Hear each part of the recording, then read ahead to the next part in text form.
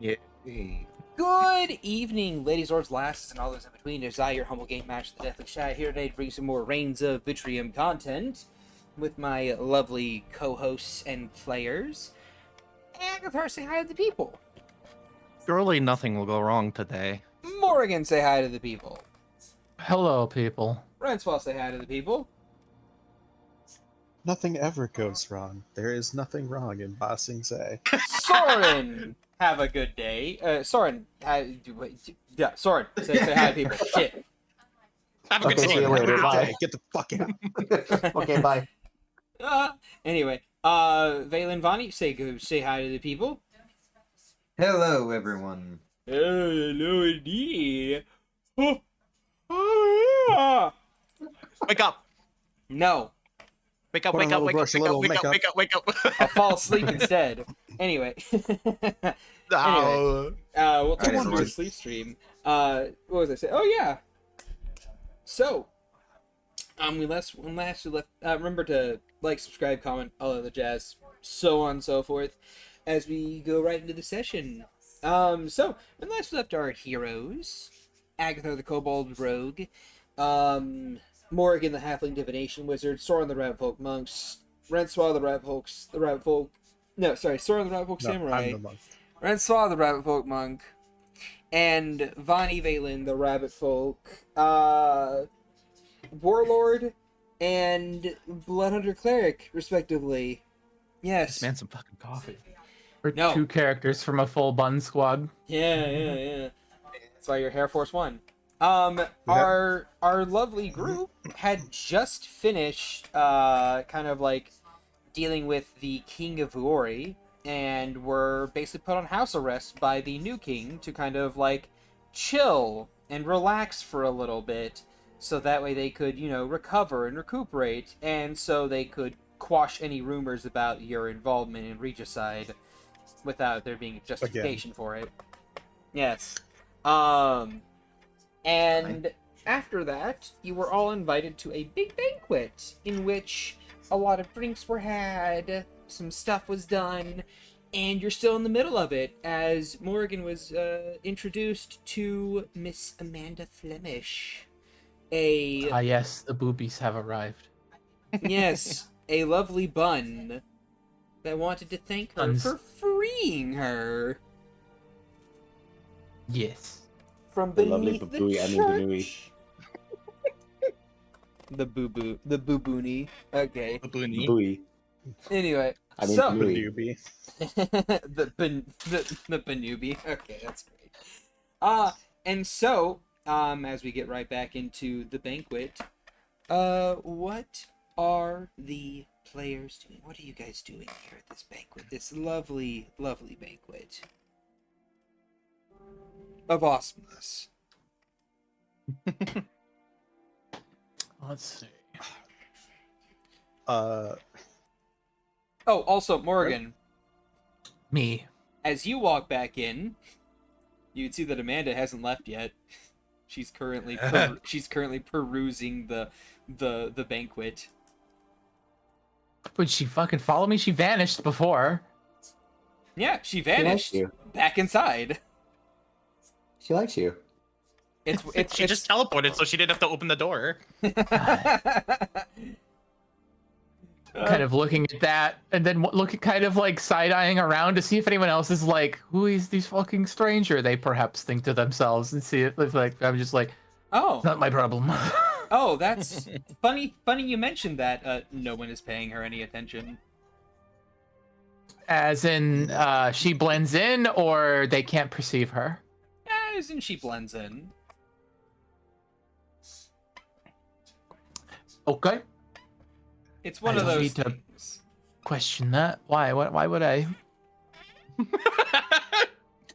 like- Francois is probably taking a page out of Valen's book for once, and is probably in a dimly lit corner trying to stay as far away from far too much social activity for her liking.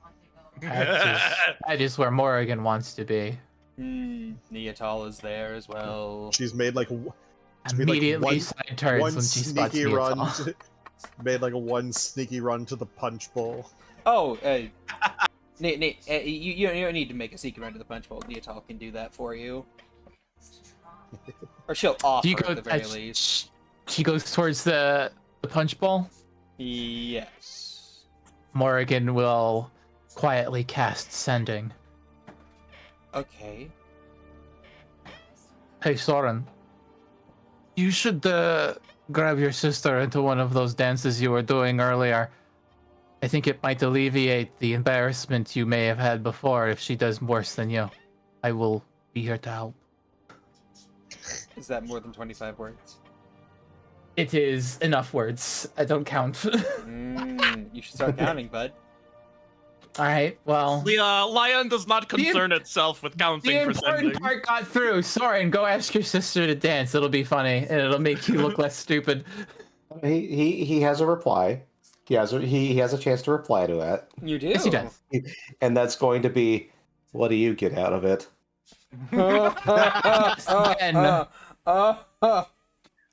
She casts it again with a slight smirk, the satisfaction of seeing her dance silly.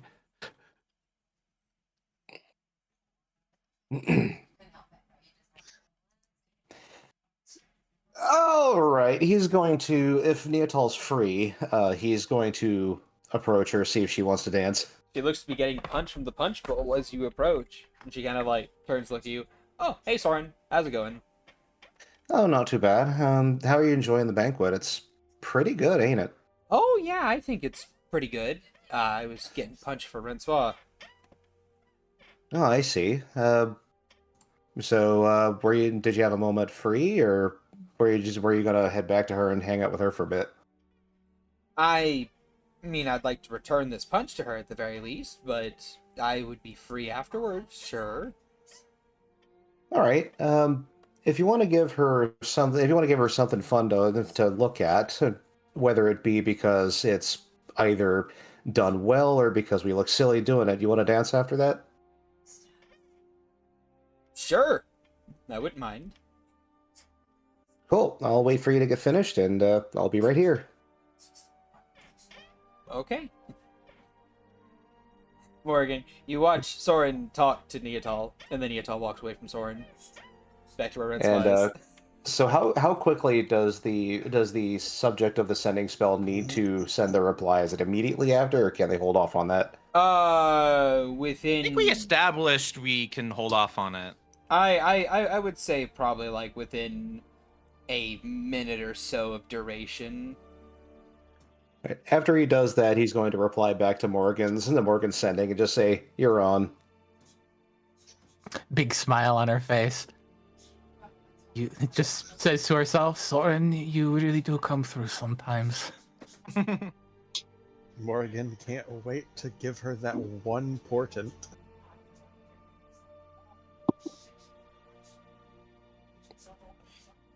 Okay. I mean, that one is not there anymore, I don't think. Anyway, so yeah, no.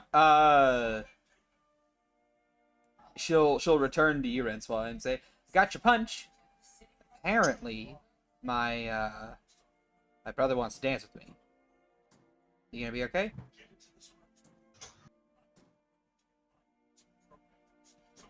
I'll be fine, yes. All right. And it should prove entertaining.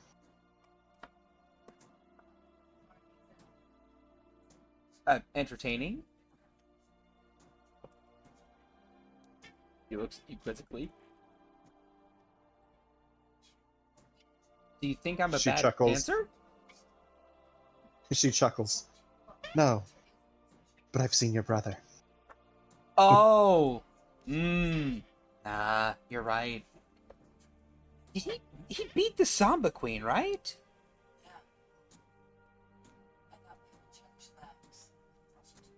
He had some help.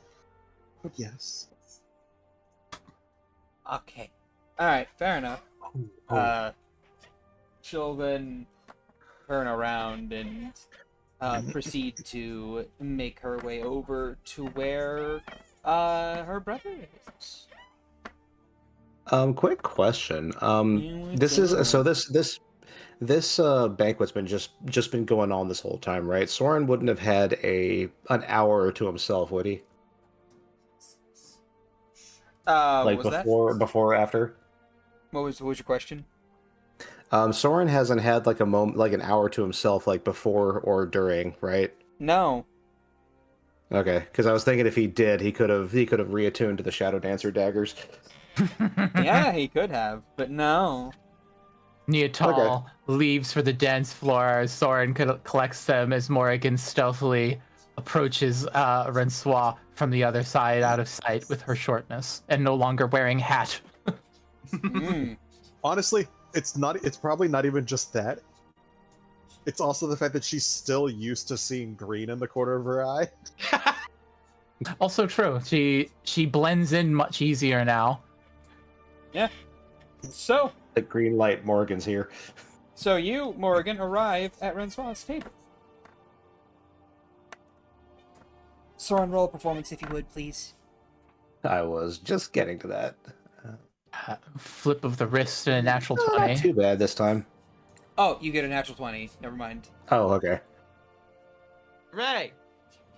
All right, let's see what Neotal gets. Oh boy. Oh boy. Wasn't bad. I'm gonna DM you something, Soren. Okay. Should I be upset? Oh, you won't. I don't like that phrasing. I want it to be so funny. Did she nat one? Don't confirm. Don't confirm or deny. You'll see. Okay. You'll see. So yeah, you're watching them. Morrigan is beside you. You don't notice. It's surreal, isn't it? Hmm? At least it feels that way for me. For it to finally all be over. Yeah. And you still being here after. Yeah. I'm happy to be here with all of you.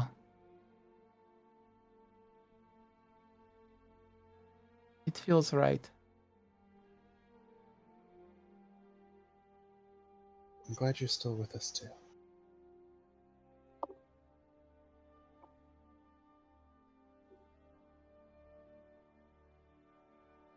I hope you'd let me thank you in my own way.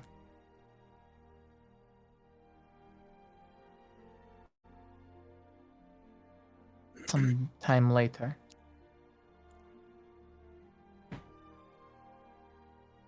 She'll When we aren't. crack a smile. You mean besides free room and board? Smiles. I feel like that's pretty good as far as thanks goes.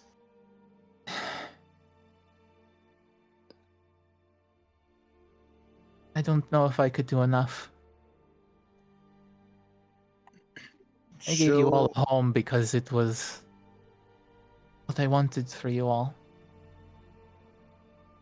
This is bigger. Swa's going to put a hand on her head. You don't need to do enough. You just need to be you. Smirks at that. Did you ever think you'd see me like this again?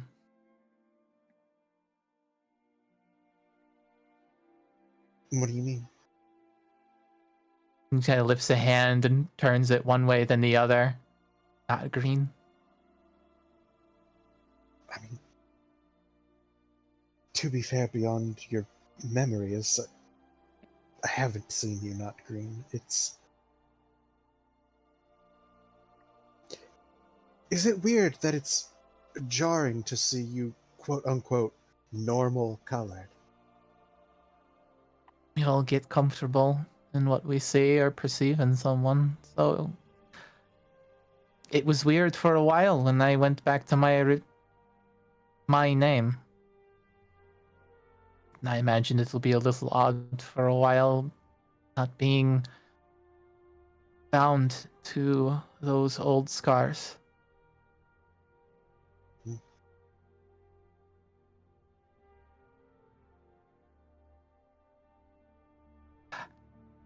Anyway, Hopefully it's a change for the good. It is a change for the good. Yes. No, it is. I feel I am coming back together. Maybe not all of the pieces are there yet. It only just happened, but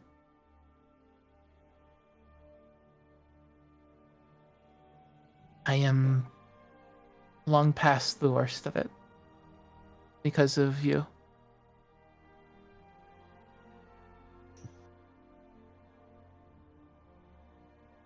So, when I say I would like to thank you in my own way, I would hope you would let me. Certainly.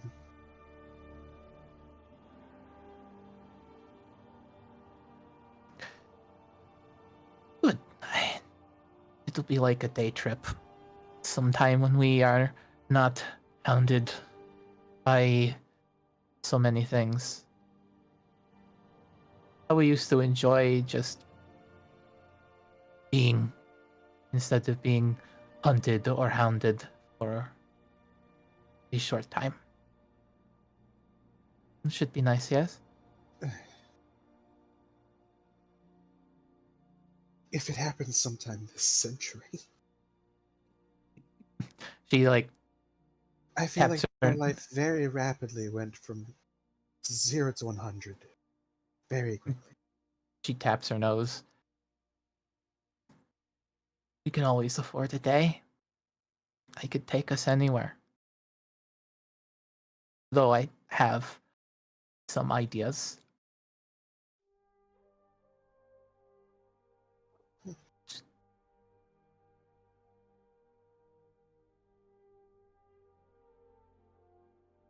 Just give me the chance.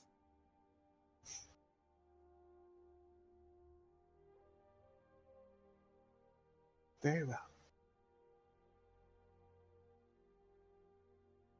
Once we have a moment to breathe. She smiles at that. You have no idea how much that means to me.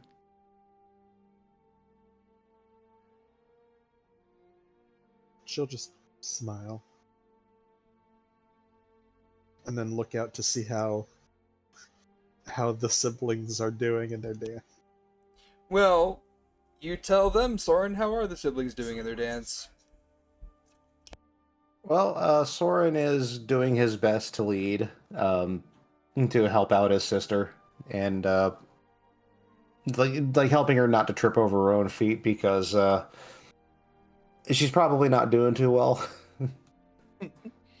It's one of those things of she's a bit too distracted because, like, she started off doing just fine, but then she glanced over to see if Rensois was watching, and then saw Rensois with Morrigan. And now it's like, every twirl or every twist has her kind of like keep glancing over, trip, glance over, trip, glance over, trip, shit, fuck, ah. If Soren notices this, he's then going to look over at Rensois and probably spot Morgan there, and then his smile's just going to drop, and he's going to think to himself, "Oh, that's what this was about."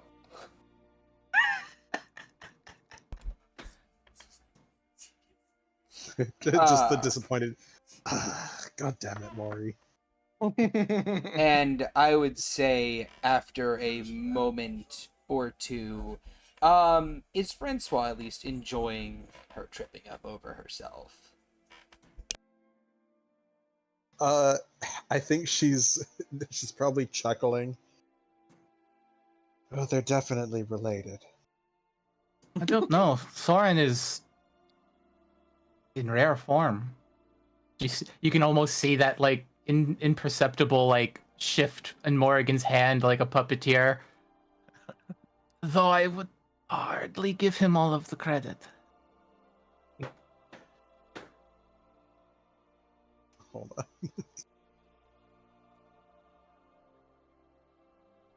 Oh my god, there's too many goddamn notes. Out of Yeah, as she's curiosity, for you, Renswa, is a inside of a 16 able to tell if Renswa is laughing at the dance or laughing at something Morrigan said?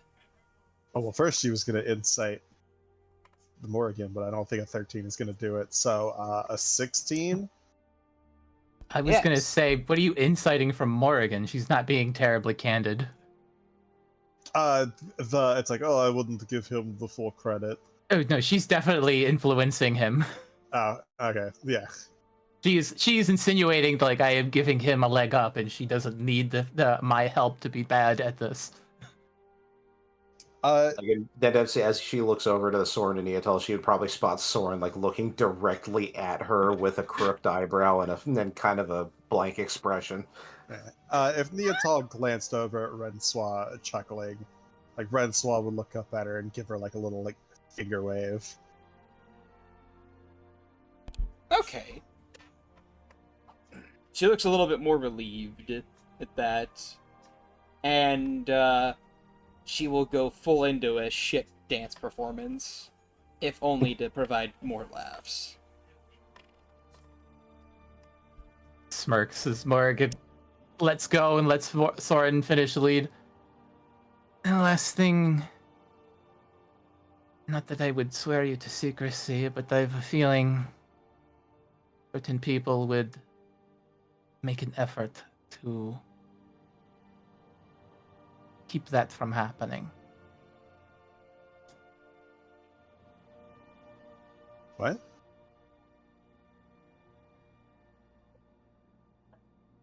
Is that you or me? Or is that you or Renswa saying that? B, because I'm confused what it in regards to. She's staring out at. She's basically telling you like, don't tell anyone. I intend to take you somewhere. Got it. There are those who would see that stopped. It's a pretty bold face like accusation that like she's saying Neatal will not let me do such a thing. Yeah, no, she'll just kind of sigh.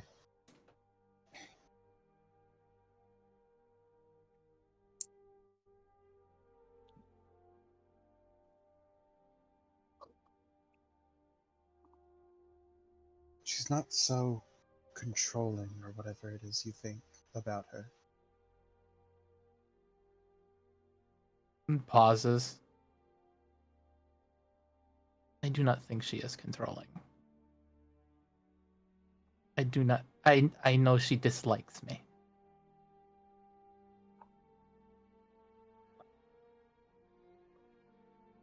Have you given her reason otherwise? No.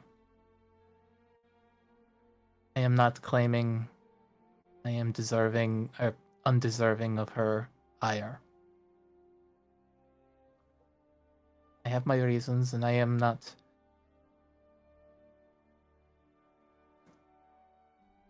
here to air my feelings on the matter out. It is unproductive.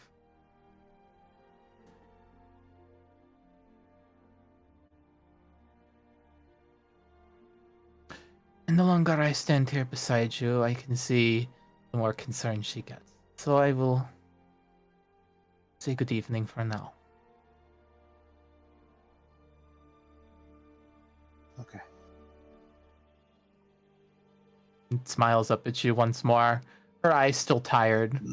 A real smile on her face. Don't forget now. Just let me know when. I will give you a heads up when things are Settled. I have a favor to call in Vitrium. Good, because everything else in life lately doesn't seem to give any kind of warning whatsoever. I will do my best to give you perhaps a day, 2 days out, or would you rather it be a week? Days is fine. All right. I'm going to go harass the groom now.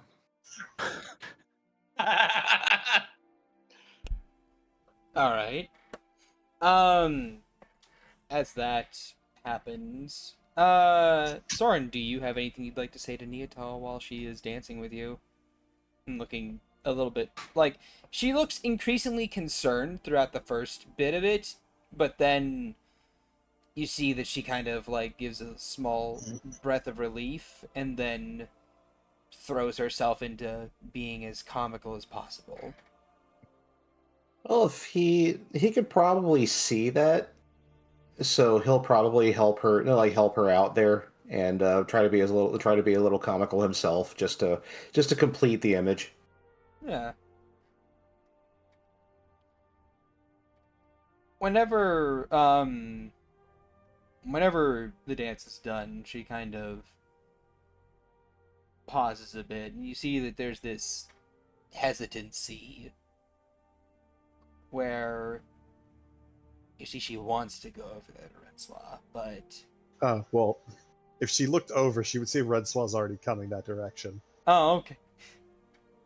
Oh, okay. Well, hold on now. We'll get to that in a bit. But yeah, she's this is while you're still talking with Morgan for a little bit. She kind of like wants to go over there, but you see that she hesitates for a bit and just kind of sighs. Gotta let her fly, right, Soren? He sighs and he goes, "Well, it's better to let her find her happiness, even if it ain't with you. But I can't help but feel." What? She gives you a look, just like turns and looks back to you, and just lifts an eyebrow that almost skyrockets off of her face and into the fucking ceiling. That's the fucking Stewie from Family Guy trying to look at Brian. He's about to finish his thought, but then he goes, "Oh, God, that probably came out really bad, didn't it?" Fucking... Soren, you realize I'm dating her, right? I do, and right, I've stepped into a pit there, haven't I? Just a little, but it's okay. Sorry, Because I'm gonna throw dirt on top of you until you can get out.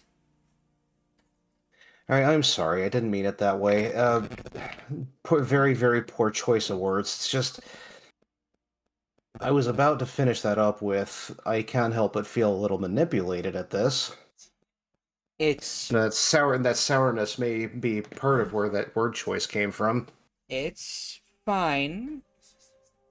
I will imagine you are projecting that onto Morrigan and not me.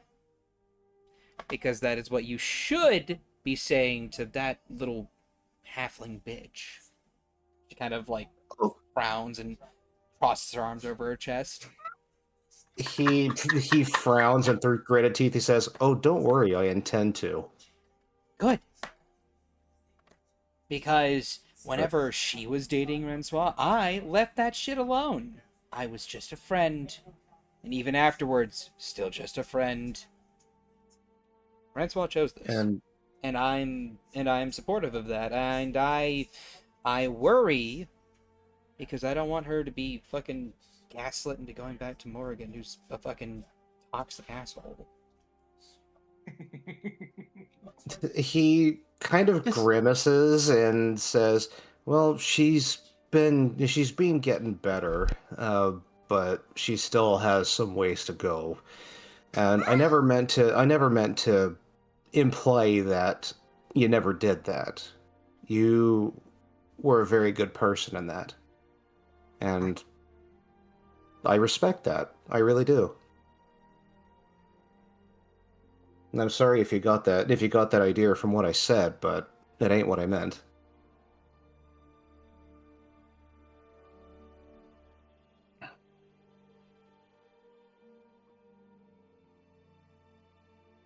But I was trying to, I guess one of the things I was trying to do was, help you out here a little bit. I know you were trying to comfort me. It's okay. It looks like that conversation's done anyway. And she's coming over here. I worry about her, Soren. I worry about her a lot. But I have to understand that if I try to squeeze too tightly, I could hurt her more than I could help her.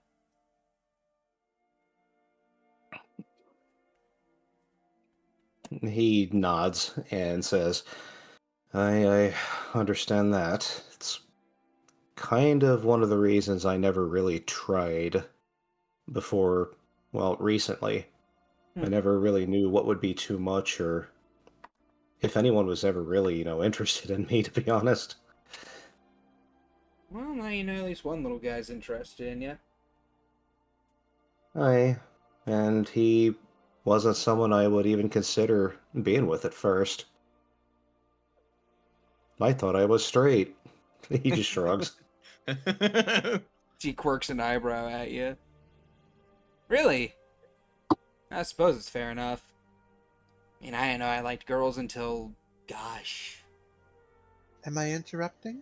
Oh, no! No, not at all! As I was saying, Soren, you need to work on your dance step. You would throw me off.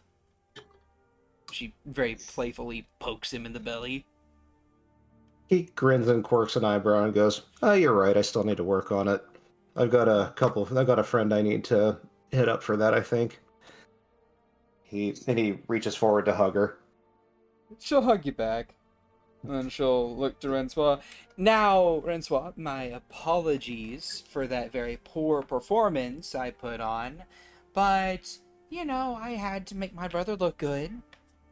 Gives him a little elbow. While he's hugging her, he just says, "Love you, Nia," and he then breaks it. Love you too, Sorsor. Well, I'll leave you two ladies alone. oh, and he- good. I was going to ask if you wouldn't be too upset if I stole your sister for a second dance. Oh, a second dance. I would be... Well, he got the first. Oh, I suppose that is fair. Wait, no! No! I messed it up! I was supposed to dance with you first, and then my brother, and then you... Ah, darn it! Yeah, traditions are made to be broken. I suppose. Then again... Again, laughing. Sorry, you were trying to say, Shy? So, a dance? Smolder attempt. Oh, go ahead. Oh, a 7? It's pretty good. She blushes a little bit like, who taught you to smolder? You did. Oh, yeah. I shouldn't have given you such power. But please, by Come all on. means. And she's just going to start dragging her to the floor. Oh, yes, The yes, ma'am. moment Rensois Soren's if smolders, if Soren is still there, Yeah, he is still there. he visibly freezes and just goes, "I'll leave you two ladies alone," and he turns and walks away very quickly. But yeah, no, go ahead and roll performance, if you will. And that's the real scary part. Hey! Oh, hold on now. I'm gonna do this publicly. Let's see. Performance. I'm so happy. Nia still has a -1 to her charisma. That's funny. It was at this moment Rensois knew Nia was a fucking liar. That's so funny. She actually uses dexterity for her performance check, so it's technically a 10. That's very fucking funny. So yeah, no, she will dance with you, not as well Can I as. use Dex for performance? Because by all means, Of course I'll you increase that can. shit. Of course you can. I don't care. Hell yeah! In that case, it's a 23. Oh dear lord. Let's Fucking go. Shame. Neatal's getting Shame. fucking smoked. It's okay. She doesn't care. Like Your feet are ruined, Rensois. Stepped on in every no, every no. way, shape, and form. A 10 is an average dance performance. Oh, Yeah. I would say you're leading, and she is blushing very heavily. It's kind of like an inverse of what happened earlier. If you watched last stream, you know. If you were there. This Renslaw just very confidently leading her through, you know, probably much more subdued, like a traditional dance. All right. She twirls around with you and smiles and just kind of like nervously laughs. uh, you're home. You're really good. I try. You do more than try. You're almost effortless.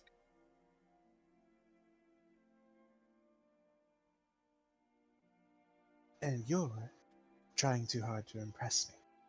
And she's going to slide a hand kind of onto her hip. Relax. Oh, yeah, sure.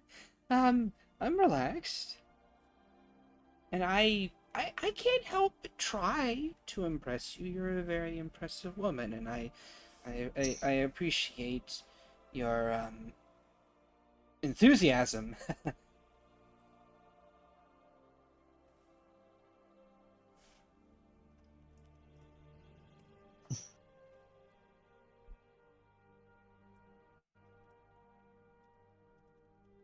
Just enjoy the dance.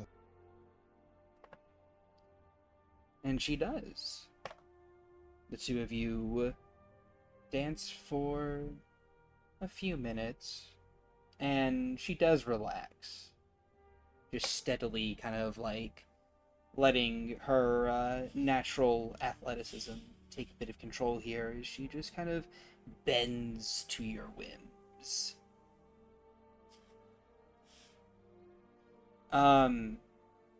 I would say after a little while, as the two of you dance and move about the ballroom area, do you have anything else you'd like to say or do?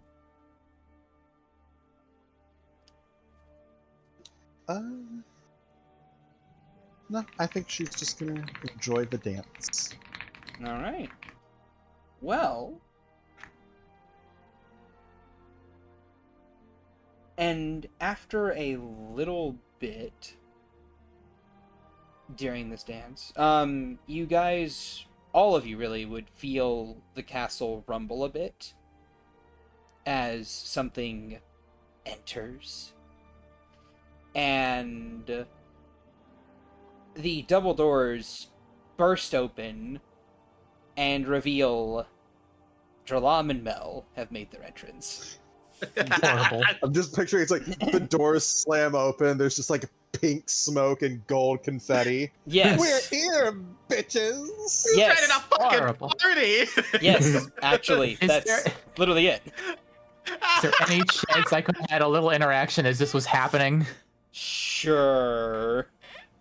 So Morrigan has gone and made her way over to Agathar, wherever he is. Uh-huh.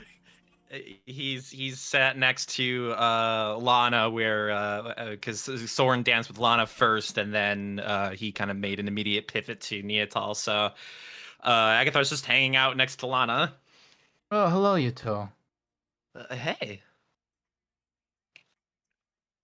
Agathar, I have something for you.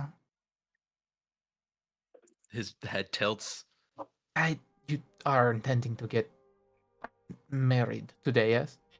Well, the day of tomorrow. I think it's tomorrow, but yeah, soon-ish. I thought it was today.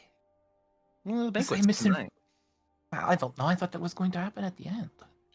Either way, It's an old custom from my circle. When someone is wed, every family member sheds a feather for the member who is leaving to marry another. I don't believe Ellie is any closer to finding a man or woman in that sense, but she pulls a feather from her hat and reaches out with a bit of ribbon to tie it to one of your horns. I would give you mine. Oh, Mori, you don't. He kind of stops himself, but then kind of holds the ribbon and looks at her with a smile. Thank you, Morrigan. I humbly accept your ribbon. It is a paltry thing I can offer. I owe you and Soren and Vaylin and Vani and Rensois everything. Hey. He will hop off the chair, and then he'll just kind of pull Morrigan into a hug. She hugs him tightly. I hope I have go for earned it. my Sorry. place. I hope I've earned my place as part of your family. Morrigan. He pulls away, and then just kind of gives her shoulders a squeeze. You always were. Even after everything. Just a big family matter, that was all it was. You're always part of my family. And kind of looks away a little bit and kind of sniffles. So that means I still get to be an aunt, yes? Of course. Her lips quiver as she hugs you again. That makes me happy. It makes me happy as well. I was a little afraid that you would sacrifice yourself again or do something where we wouldn't have you around anymore. Oh, it got close. Yeah, a little too close. But Well, either that or ruination, a small price. ruination, the small price. Still. I mean, I have other good news. Yeah. I am cleared of all debts. Somehow. Really? I am still trying to understand the full scope of it. Not something to explain in the moment. It is a lot, and it is a time to be happy. Yeah. No, I definitely had a bit of a discovery as well. But that's for a later time. Well, I guess whenever Mel gets here. Rumble, I guess that's when rumble. Mel gets here. and as you're like, let's for whenever Mel gets here, just the doors explode outwards. A pink and gold glitter bomb smoke just explodes with it, and from like the smoke moves and shifts as both Dralam and Mel slither out of it, and Mel with her shades on pulls them up. I'm here, dearies! Quick, we're under attack. You should go see your mother. I think I'll keep Lana company for a bit. Mel, in the meantime... Just a sorry. visceral shiver that crawls up Rensois' spine at the voice. Dralam is like, and I'm here too, bitches! And you hear like a light... as Malcolm just kind of like emerged from the smoke as well, looking like fucking dusting himself off, like getting glitter off of him, just like Coco. he turns to his wife and goes, you know this shit gets everywhere, right? Like, sort of the moment they bust in and make their declaration, Soren to himself just goes, and there goes all the class this banquet had. With a smile. And he takes a sip from his little flask of hot cocoa, and of course, Mel, her eyes immediately lock on to Neatal and Rensois dancing together, and she points and she's like, "My baby girl is dancing with another girl! I always knew you were a girl kisser, dearie." Morgan's Let's- confused. It's like, we were together when we were Let's- airwalks. Rensois is just like, just hands in her face. Neatal is just going to pat her on the shoulder. "It's okay. My mom would make things equally weird." At least your mom isn't racist. You don't know Dearie, that. that's not true. I just hate everyone equally. Yeah. I use all of the slurs in sequential value. Right, and a result of that, you ain't racist because you treat everyone the same. Have all of the, no, definitely. If you start using slurs, you're just racist. Doesn't matter if you use them all; it's still racist. Don't worry, dearie. I If see you- everyone as materials.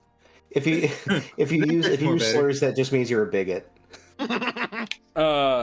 And of course, Mel announces, "I heard there was to be a wedding from a little small mouse person." Hi. Hello, Mel. Agathar. "My little Waves. baby child, how are you doing? Are you having a good day, dearie?" Well, some of the best days I've had in months, actually. "What a lovely time. Tell me, where's Really? Lorelei?" Hmm? Lorelei, Oh, the Archmage of the Divines. Is she here? He looks around. Was she always here? Hopefully, she is hiding. Lorelei is not there at the moment. She is not here at the moment. Neither is Belle. Belle was here. Yeah, Belle was here. Wait, Was. Belle was? Wait, huh? He looks around. More is like, put two and two together, boy. Wait, Belle will get No. the sensation of like, hey, where are you? Smiles. Belle is going to emerge from a nearby balcony where she was hanging out with Anna. Oh, oh. "I'm sorry, Oh. father. I'm sorry. I'm sorry, father. I didn't know where I was." Mel's just like, "Oh, Yeah, she's surprise! sentient." Yeah, he like gets, but kind of not in between them, but like gets in, but gets in between them. Oh. Kind of does the jazz hands. "Oh, that's so wonderful. Here, my little apprentice's first sentient undead. Belle, please come here for a moment, if you would." Belle, very Belle. yeah, Shifty eyes. yeah. "Right here, Steps. please, dearie." She steps forward, kind of starting to poke her fingers together again. Yep. Mel is going to step forward and is going to poke a finger into her belly. Like, into her belly. Just Oh, sinks okay. in. "Please hold still for a moment." She kind of, like, just starts whistling and humming a tune while... Dismembers them like back to bones. while her finger remains inside of Belle's gut, and then she just kind of like pulls it out. There's nothing. There is no wound left there, and she's like, "Yes, very well, very fine work and material indeed. I love what you've done with yourself. Was this your idea, Belle, or was this his?" A bit of both. Pre or post sentience? Oh. I guess post? Ah, very lovely. Then I think I understand a lot more about you now. Oh, and I see why. Tell me, what was it that caused you to become sentient? What was the big triggering event? She She just stares at Mel and just her cheeks start getting a little flushed. Oh! I lost that chess. No, it's romance. How lovely! Gosh, it's just like one of my books that I wrote a couple decades ago. That's a thing, huh? Yes, it is. Whenever strong emotions can be felt or are on the verge of being felt by an undead, they have a chance of gaining sentience as a result. Your emotions tied to this particular individual must have been very strong in order for them to pop the proverbial sentience banner. Something like that. Congratulations! You've won the proverbial lottery. Mel will pat Mel on the thigh, just like pat pat. She looks at Agatha, and she looks back and just kind of gives her a thumbs up and a smile.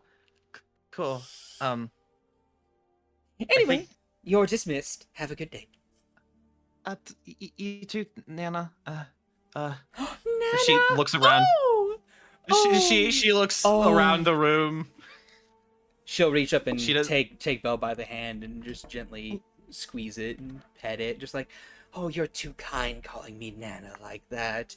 I can't help but enjoy it just a little bit. You can call me Nana as much as you want, dearie." Okay.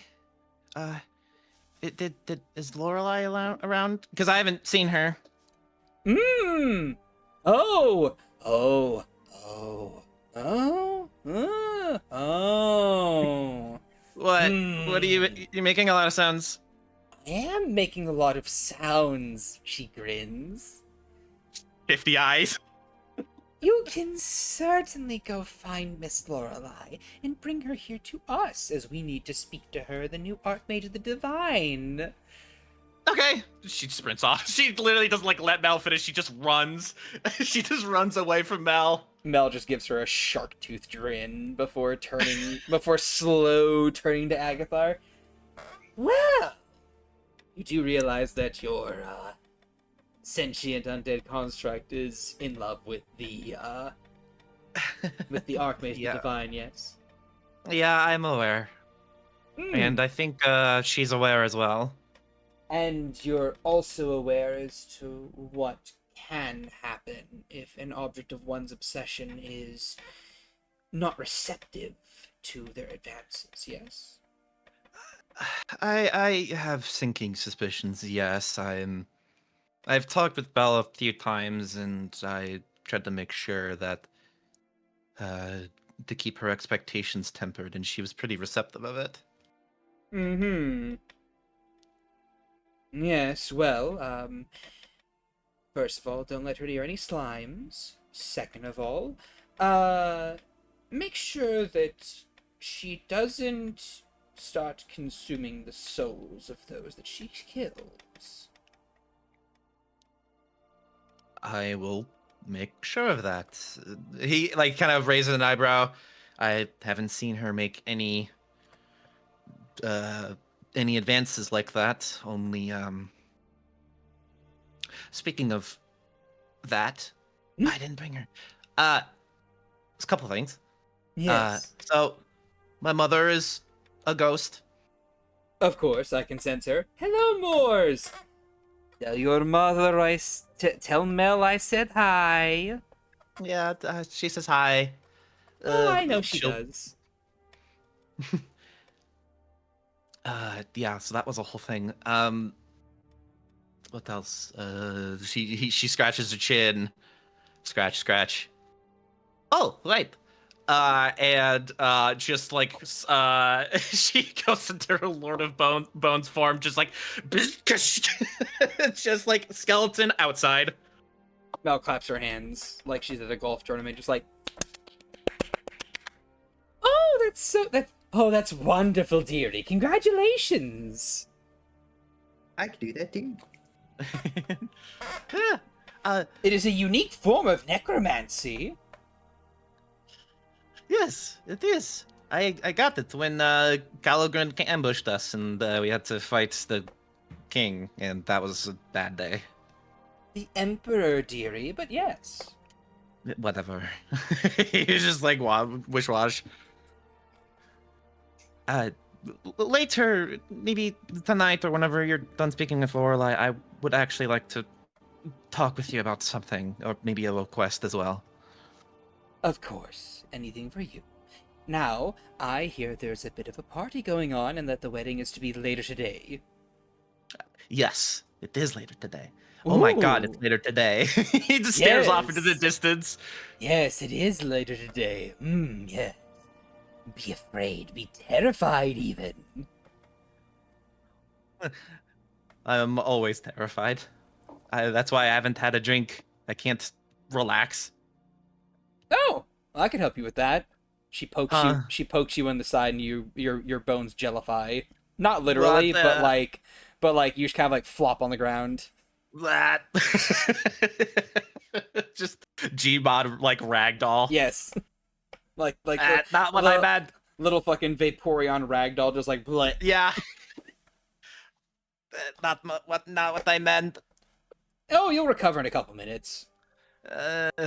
Is Veronica around?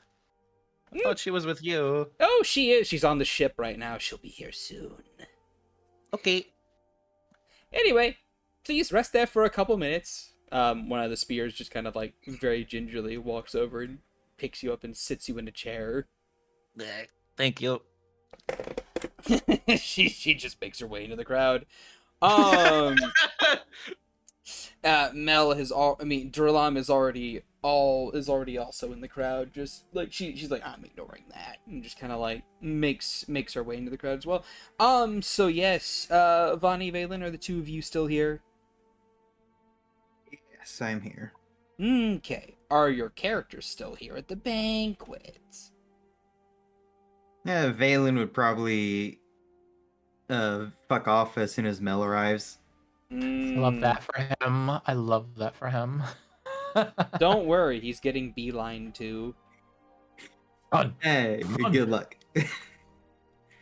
Nah, she doesn't need luck. She's just there, right next to him. I have teleport magic.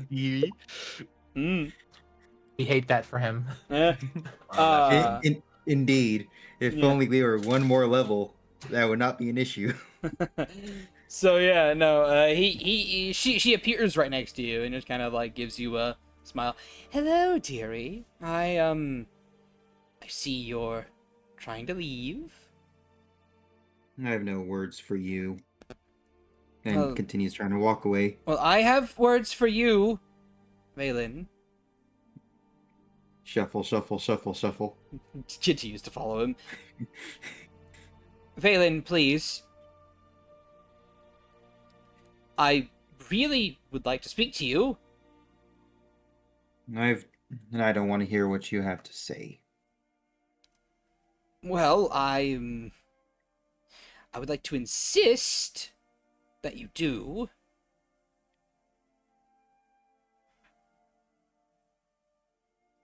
If you would like, Valen, you may roll a history or insight check of your choice. Let me boot up his character sheet. You haven't booted it up yet. How dare you? Listen, things get wonky when you start having more than one character sheet open at a time. No. Mine works just fine. Skill issue. Yeah. No, for me, it's more of boot. When I have one that's fully open and I try to open up another one, it lags horribly. Yeah. Oh, that's So I not have- funny. Yeah. All right. So you said which one? History or insight. You can do both or just one of them. I'll go insight. That's my better stat. All right. You would get the sense that she does indeed want to talk to you. There's this sense of nervousness that's not normally there with this woman. And she also very notably isn't forcing you to sit down and listen to her. Like she easily could.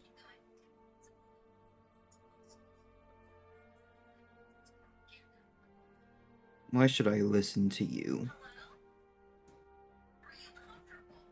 Because, Valen,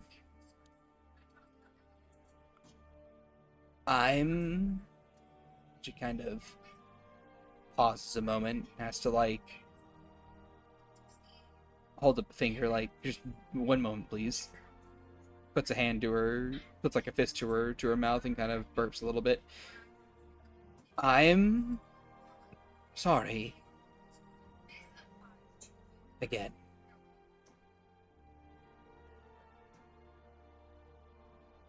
She kind of, like, looks around and notes that the two of you are basically alone.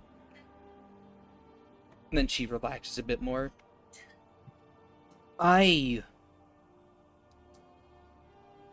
have thought a lot about the way that I have treated you and my other students.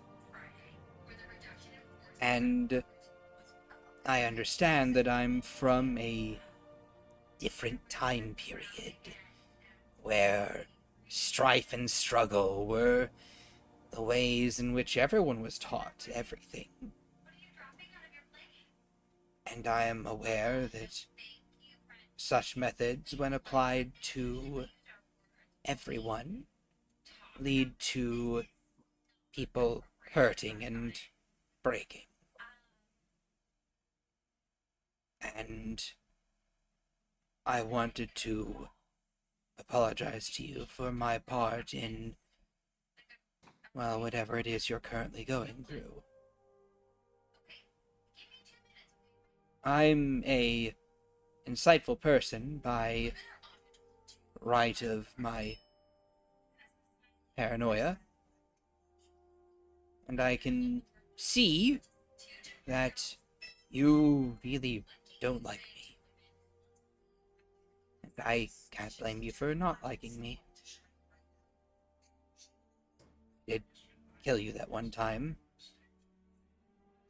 and I won't even say it was an accident. I just want you to know that I am wanting to be better. I'm trying to be better. For you, for Rensois, for Agathar, and I know how important this wedding is between Agathar and Soifang, and I would like to very humbly request that you attend, despite my being there.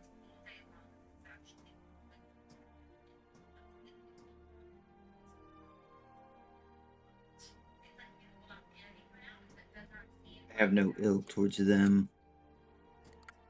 They're merely another thing that you made.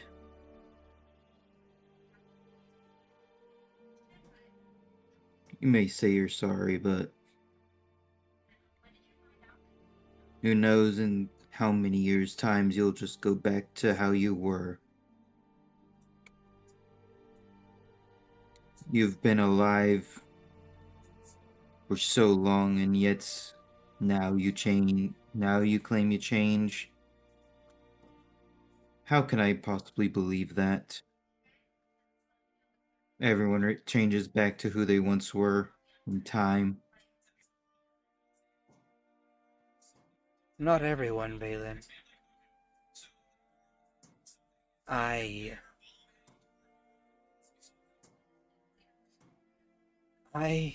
am...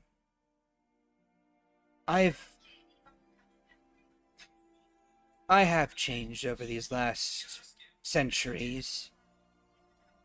I just didn't see it myself.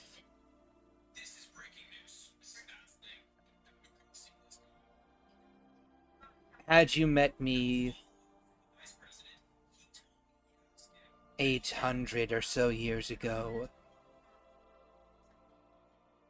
well,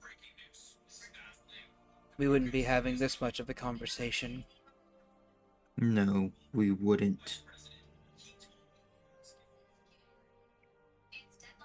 I lived in isolation for so many centuries that whenever I finally did get some companionship in the form of Francois, I didn't know how to handle it. And then there was you, and then there was Agathar afterwards. I can't help but admit that I've become attached to the three of you, and to Veronica as well. I want to be better for you.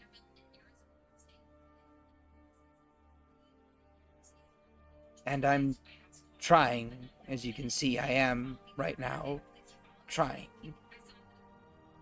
That's all I can do.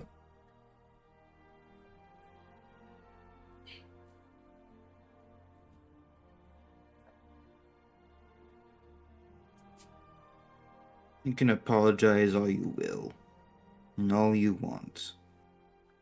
But I am no longer one of yours. And he'll walk away. She'll go to say something, but pause and just kind of let you walk.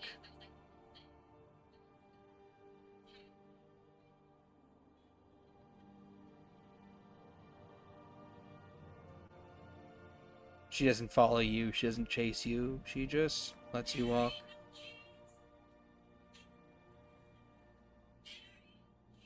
And Valen will just keep walking. He'll take notes of Malcolm and Dralam.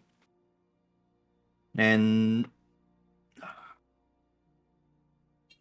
once he'll just continue walking until he leaves the area.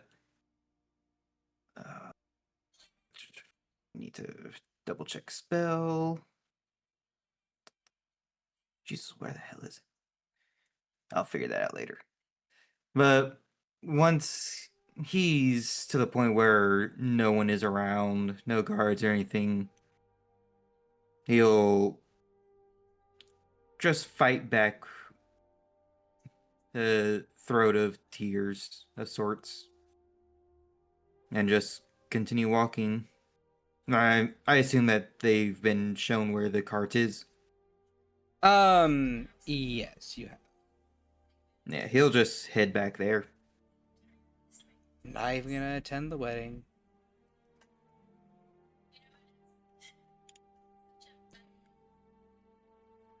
But I understand. Fair enough. All right. You do so. And you were not followed. I will say, as you kind of like make your way to the cart, you see a lot of the people from the cart are kind of like, making their way forwards, chatting among themselves and so on and so forth. Yeah, seeing people leave the cart, he'll do his best to avoid them.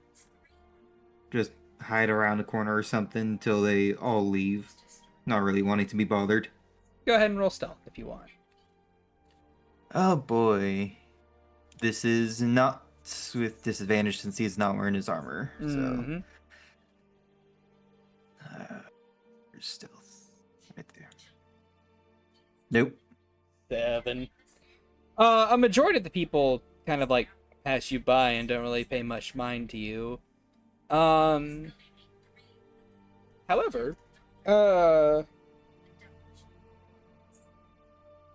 Cinder will note you being in a corner, just kind of like brooding a little bit, and he'll pat Flare on the shoulder and whisper to her, and she kind of nods and moves on ahead with Ash and Ember.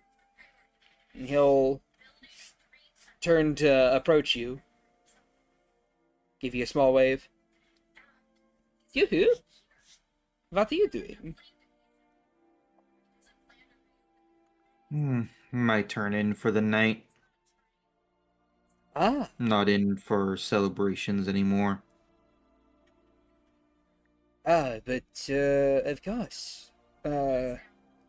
Are you going to miss the wedding between your companion and his Probably, bride?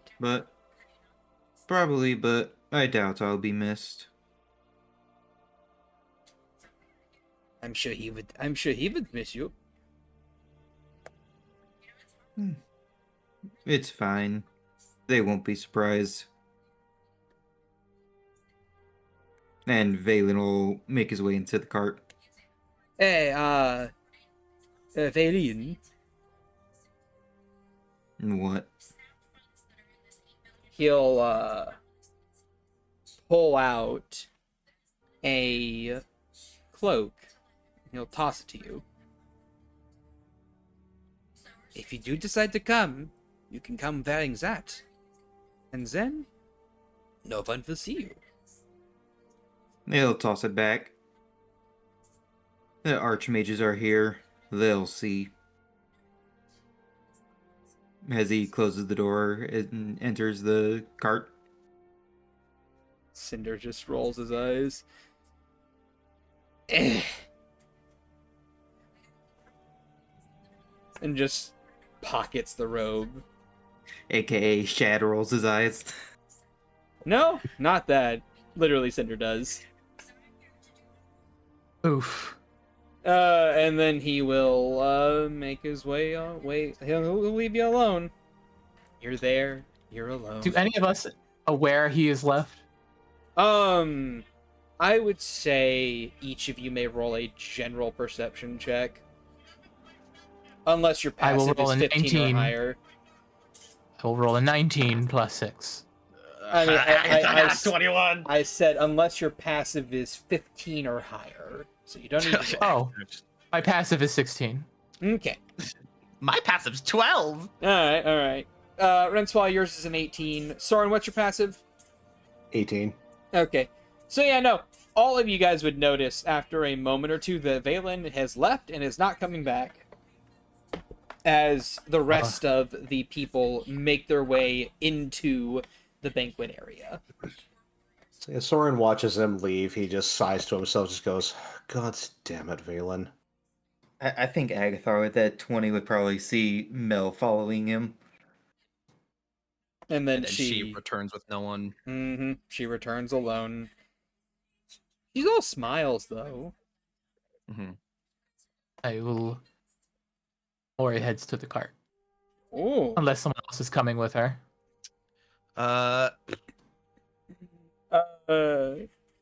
Does gang roll up together? If Renswaw goes to that cart, there will be violence. Come on, Renswag, go to the cart! I want to see the blood. So we can Soren, test how actually- good that lantern is today. Actually, like if Soren notices this, he probably would realize that Renswaw would not be happy with this, and just kind of like check in her direction to see how she's responding to it. There's a nostril flare before she very pointedly just turns away from the door. Ooh. He'll approach and just kind of like have his head hung low, just go, "You want me to go talk to him?" No.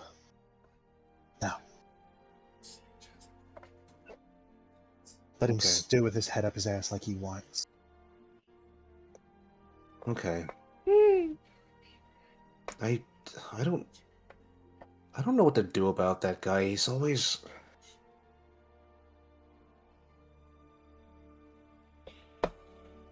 But if this ends up hurting Aggie's feelings, I'll go talk to him. All right.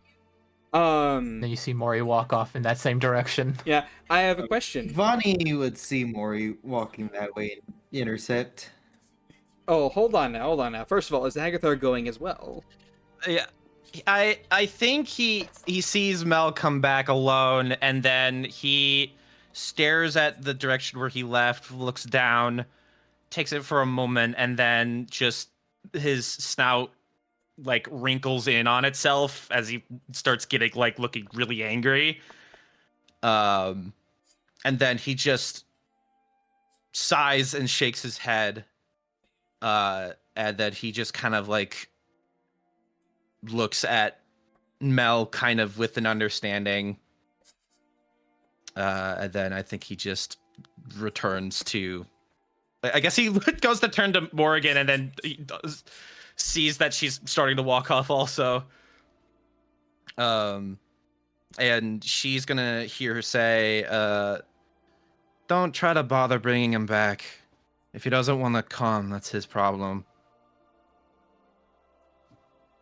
Looks over her shoulder, is like, it may be strange, but I have a feeling I know how to talk to the boy.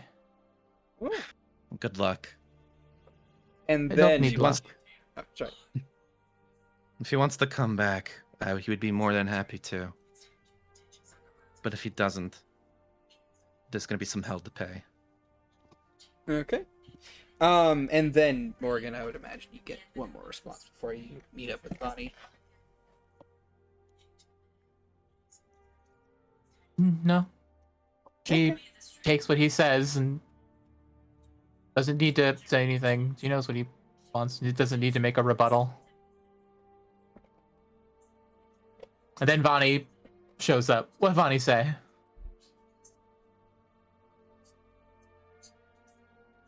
Don't worry. He'll probably show up near the end. Him and Mel got into it. I know. Yeah. So, Smirks. yeah. I couldn't hear it all. He didn't sound happy, but that's his normal.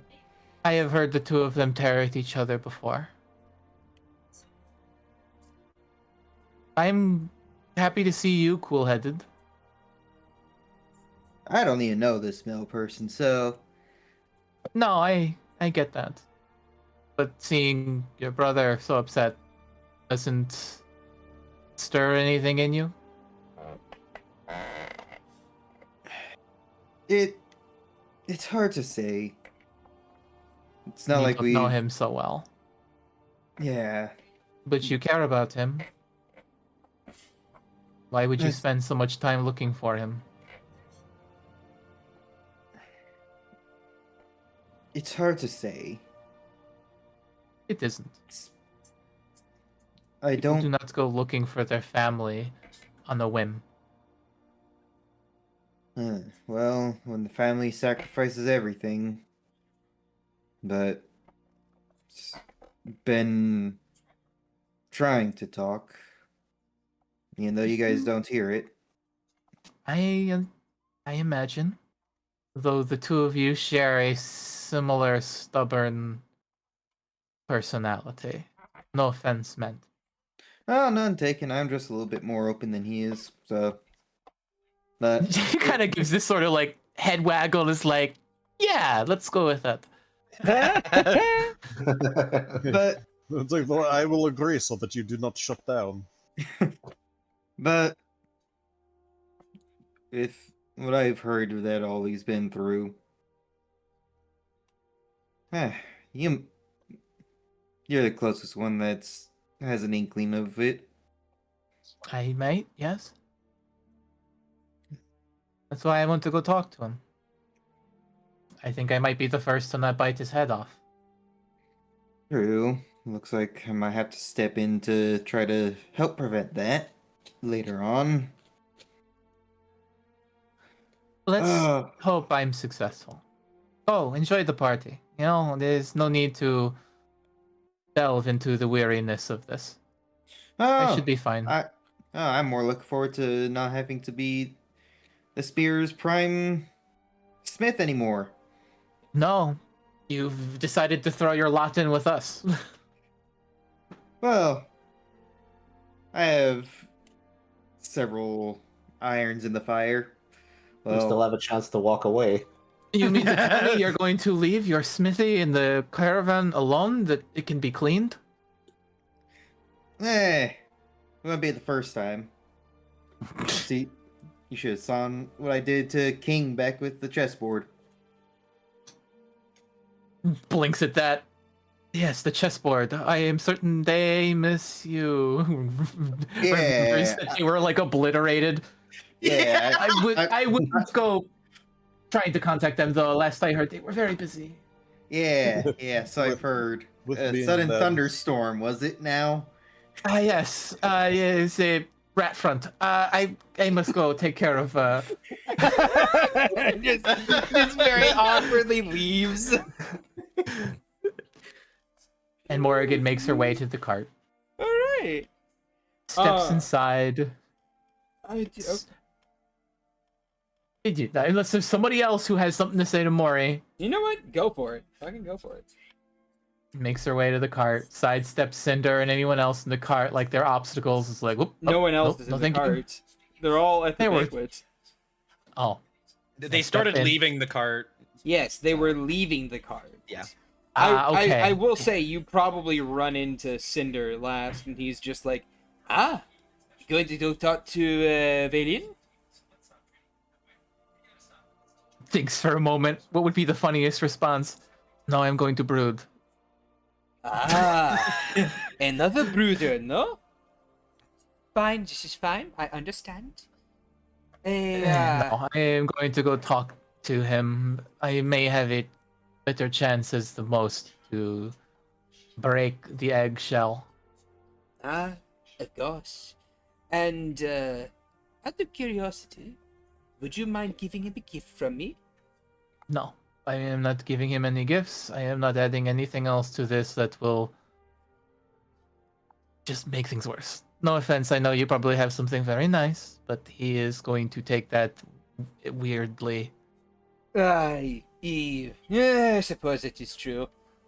I was just Speaking of which, your rent is due, but don't worry about that now. And then she passes it. Fine. You'll get your rent out as this wedding is over. You make your way to the cart. She makes her way to the cart, steps inside, and has a moment of like pause. It's quiet. And she takes in a deep breath, in and out. Oh, sanctuary silence. All right, where is he? She makes her way up to his room, gives the door a knock. Valen? The door opens up. He is not there. Rubs her face, thinks, where are you? What do I have on me right now? Spells.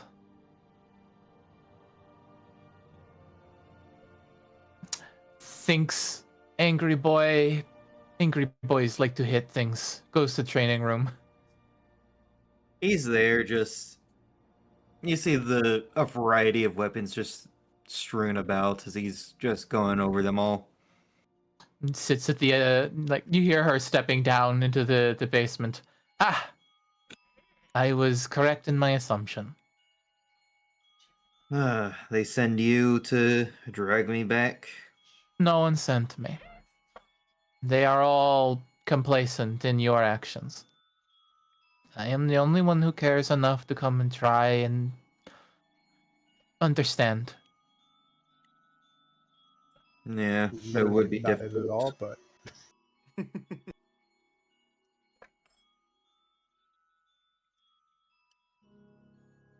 Are you really going to let this bother you so much that you would miss a very important day? Her being there isn't going to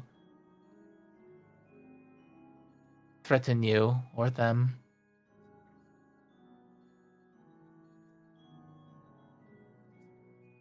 I understand the need to come back and let loose some steam. In fact, I think it's therapeutic.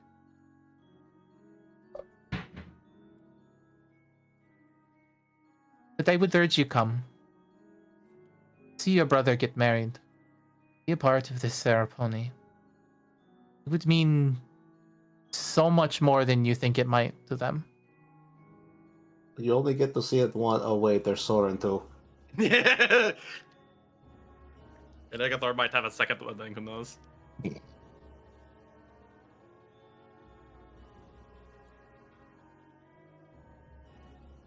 Valen just pauses.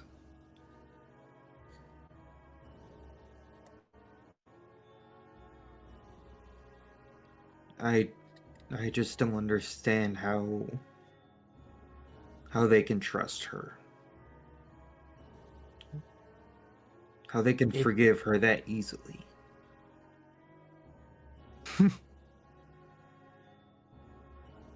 I could hope you would take my words as experienced in such things, but she provides them comfort. Certainly her past is colored in red, but they only know her as their mother.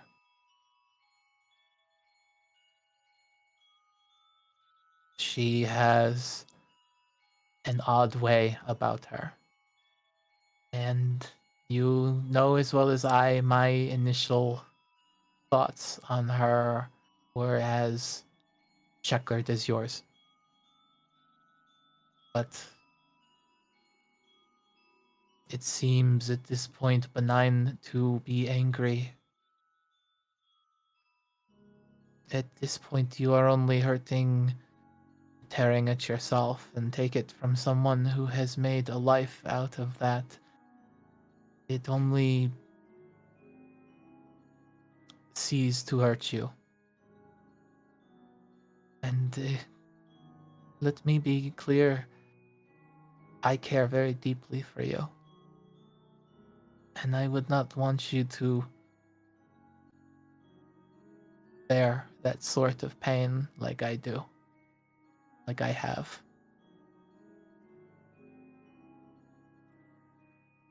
You don't need to forgive her. You don't need to trust her. You don't need to agree as to why Renswa and Agathar do. You shouldn't let that rule you. Come with me to the wedding.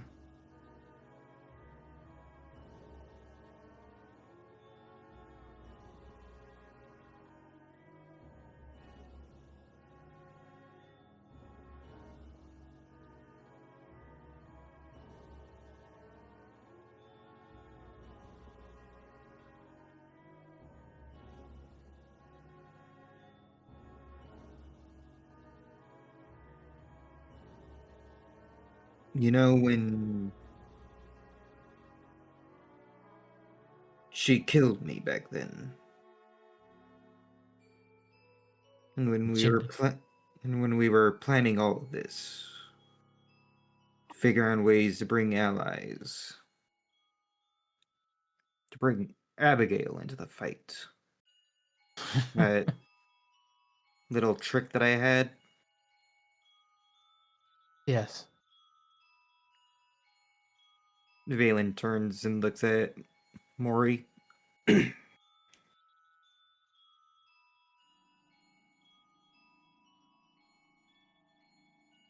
I remember. That trick was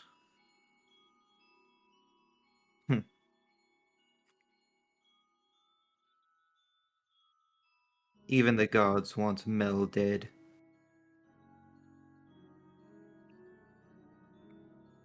She kind of like does this sort of like tilt to one side and a like a scrunch of the face. The gods are not.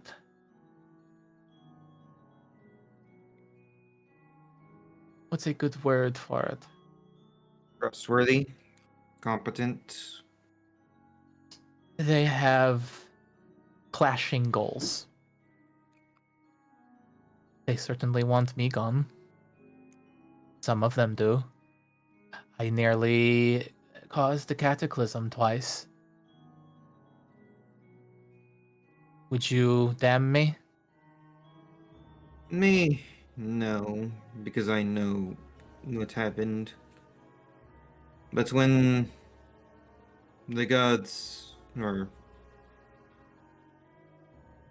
when the one of death specifically names Mel, you get an inkling that's what they want. She plays in the taboo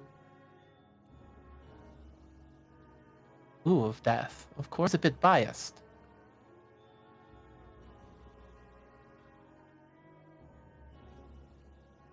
Are as dead as they would like her. They just haven't had enough time to spy his work. She has centuries on him.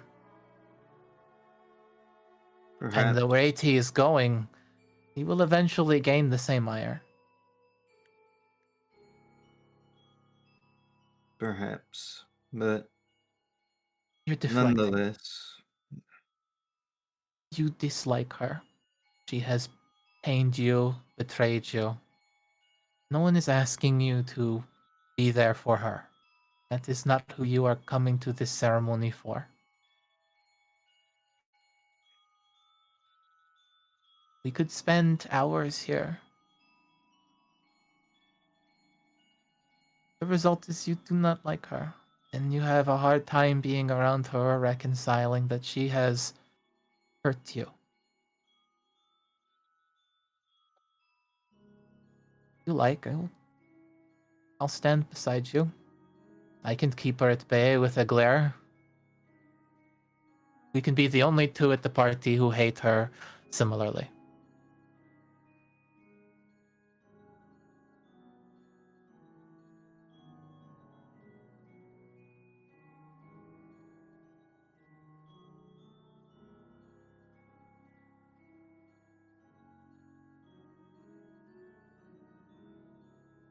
fine.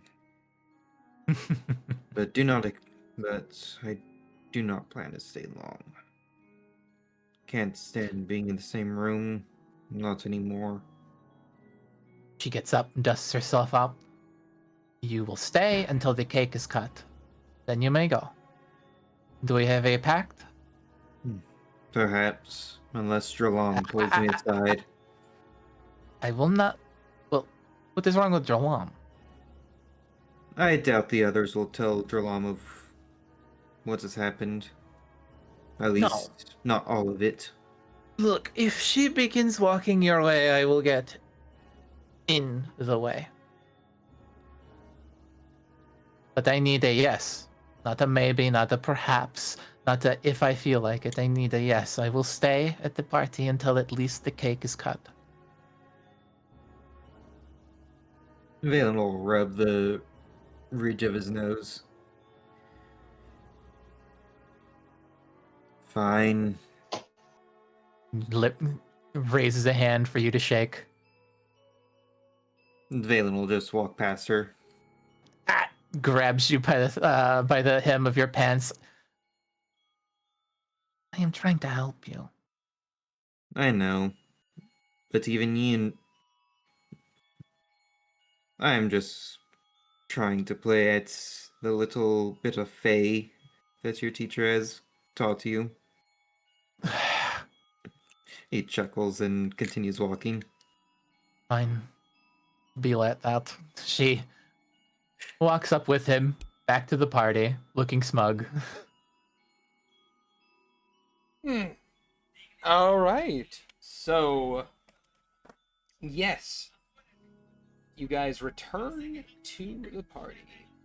In the meantime, is there anything that anyone else is doing in the meantime at that particular party?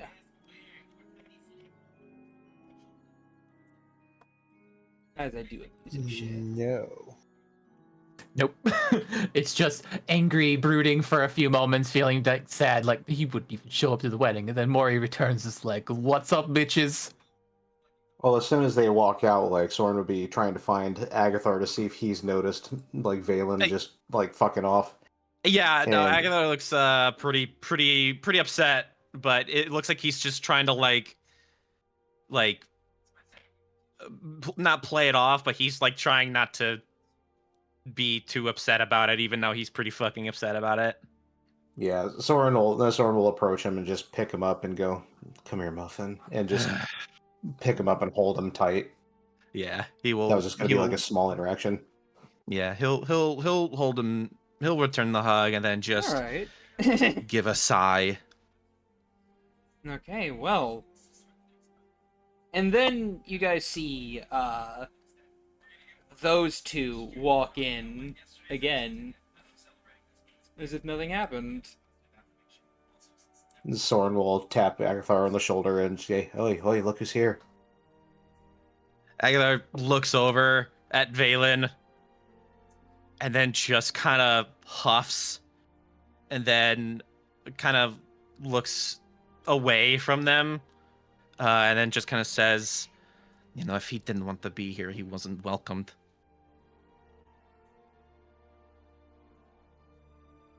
If he can't swallow up his pride around the Mel, then that's his fucking problem. If he doesn't want to be here, he's not welcomed. Yes, well. Oh, hey. I will note whenever Valen does arrive back again with Morrigan, anyone who's paying attention could see Mel's like a little surprised, and she does smile, but she maintains a good 20-foot distance away from Valen at all times. She doesn't ever approach him or anything like that. She just keeps a respectful distance.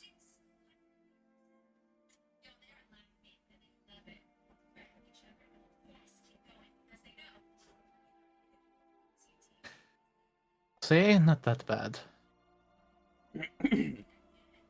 No, go. Occupy your sibling. I will keep watch. And, hey, Rensois, I believe you wanted to talk to Dralam about a thing at a point in time, yeah? Oh, you're right. Yeah! Guess who's here now? The question is if she remembers it while angry. But you see, I brought your boy back. Yeah! Is everybody still mad? You He's do not see. my boy. You do see. You do see that Valen did show up, and Morgan was right. You know, she got him to show up. I don't know if that improves. Good for him. Does he want a fucking cookie? Oh! Oh! Oh! All right, let's see if she's calm enough to think. I'd say you are. Yeah. I think she would.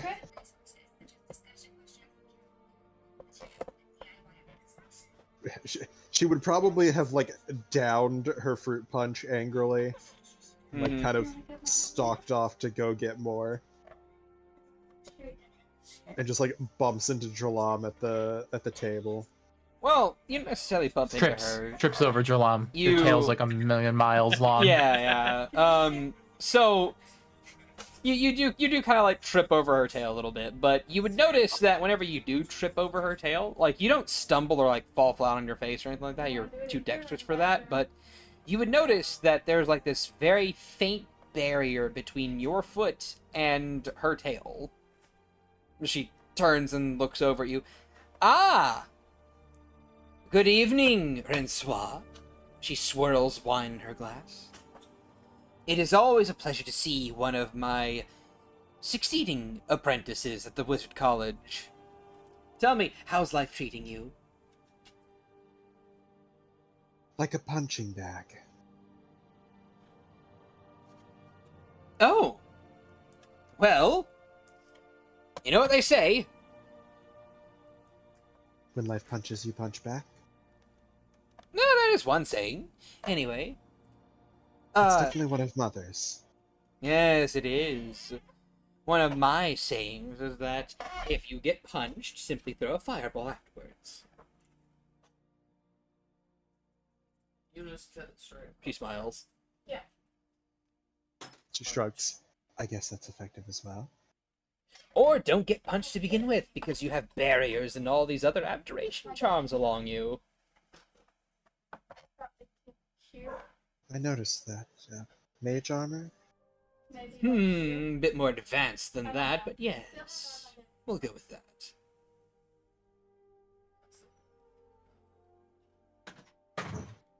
Why?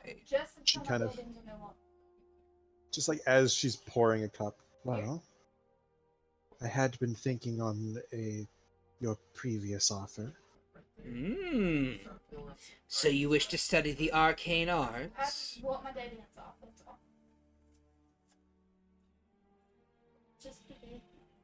I would like to see what I could glean of use to mix with my martial arts. Yes. Well, apologies, but defensive magic does not really do well when coupled with aggressive actions, as one might say. However, if you're looking to beef up your defenses, it would certainly aid in that.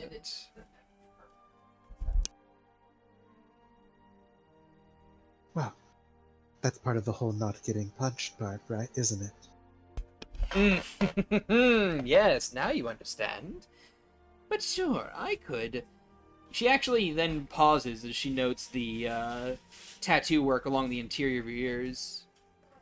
Oh. Mind if I take a gander at what you've done with your ears? She kind of blinks, the ears kind of twitching reflexively. Sure? She'll reach forward, and if you let her, she'll touch your ears and just kind of like run a thumb along the interior, tracing the faint lines of your tattoo work. Ah. So she like kind of shivers more just because it's like ears sensitive. Feels weird. Yeah.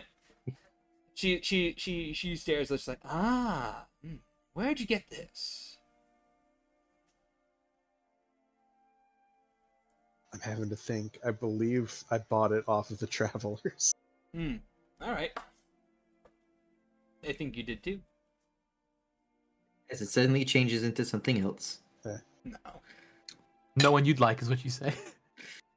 Some enchanted ink courtesy of the Travelers. Ah. So it seems as if they've discovered one of my older works. Very lovely. Although I feel the design is a bit lackluster, not my finest work. She'll pull her hand away. Yes, if you're looking for more of these designs, I could certainly get you kitted up, or I could simply teach you how to do it yourself. You have an aptitude for such things. But I will warn you. She'll hold up a finger. Once you go down my path, you will be unable to go down any other Archmage's path.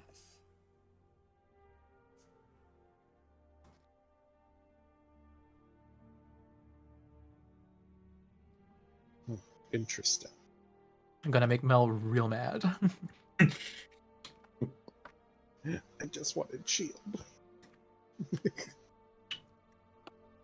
I can teach you the ways of abjuration, just as you have been taught the ways of necromancy, but one's brain can only handle so much stimulation without going a bit kaput, shall we say.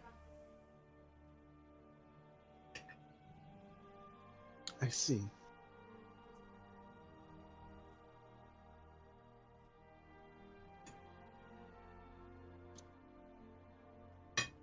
Oh, and of course, I would not recommend going to Lorelei for training, since divine magic and necromantic magic are diametrically opposed, much like abjuration and evocation are diametrically opposed. No, it's not. Aren't you the one that suggested a fireball? Yes, I did.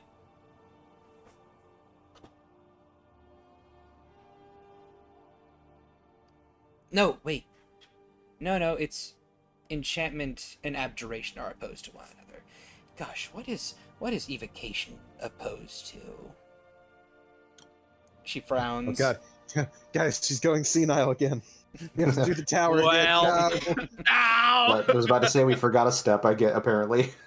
It's been a while since I've thought about these things, but I know that some schools of magic are opposed to other schools of magic, and as a result of that, if you know one school of magic, you cannot learn a different school of magic that is opposed to that school of magic, but it's a whole system that you don't need to necessarily worry about all that much. Right. Yes!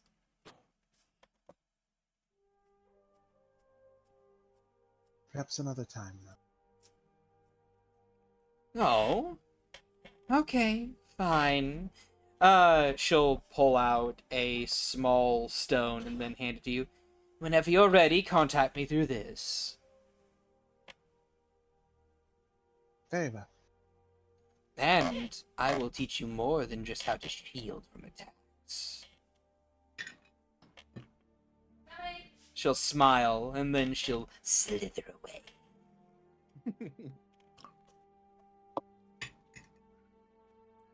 Oh, would you look at that? It's Emiko. I haven't seen you in forever, darling! World Leaders meeting. Does the bell find Lorelei eventually? Yes! She does indeed. Right. She finds Lorelei is currently in the process of hyping herself up, currently in regular, normal-ass looking half plate, with her hair in a ponytail. Do you have the charm? She does not.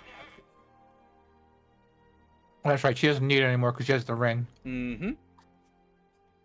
And you see, and Belle would probably come across Lorelei while she's just kind of like muttering to herself and like constantly looking left and then right, as if getting advice before talking to herself a bit more.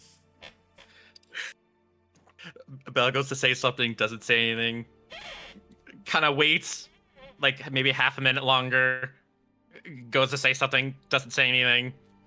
Waits a little bit more, and then just kind of like gently knocks on the wall to try to like get her attention. Roll a stealth check. Okay. You have advantage. I sure do. I guess I do. Yeah. All right. Advantage. This is stealth. 16. Yeah. Lorelei jumps. Huh? What? Oh, it's you. Hi. Yeah. Sorry. No, it's fine. It's fine. It's fine. I was working myself up. I was asked to do something and I refused, and a majority of the people in the council decided that that was a bad thing. So I am currently working myself up. For what was did father ask you to bless the wedding? Yes. That sounds like something he would do. Yeah, he did, and I'm working on that. Gotcha. Well, I guess I would apologize for him then. His timing is terrible. A little bit, it's fine. The other Archmages are here. And they want to meet you. Well, they'll have to wait until after the ceremony. It's about to start. Oh gosh, is it? Okay. Yes, it well, is. Nana Mel was pretty okay. I'll let her know that you're busy with the wedding. She'll reach out and just like gently put a hand on Belle's shoulder. Could you please stay here for a second? She jumps like a little bit when she touches her, and then just kind of like stays put and just, yeah, sure. Lorelei checks Whatever you her. need. Lorelei quickly checks her right hand, just make sure her gauntlet isn't broken. Just like, oh, okay, thought I No, blessed you. It's okay. I just wasn't expecting that, I guess. No, you're fine. Um, I've been alone out here for a little. Well, not alone. Alone. She looks up and to the right, and then to the left. I know I'm not alone. Anyway, I've been up here Right. with present company included or excluded for a little while, and I'm trying to get your opinion. Do you think that I, as a orator, cleric of this particular wedding, could go in this outfit? And she gestures to her basic ass plate mail, or basic ass half plate, Hmm. looking more like a warrior than a cleric. Um. Hmm. Well, why not?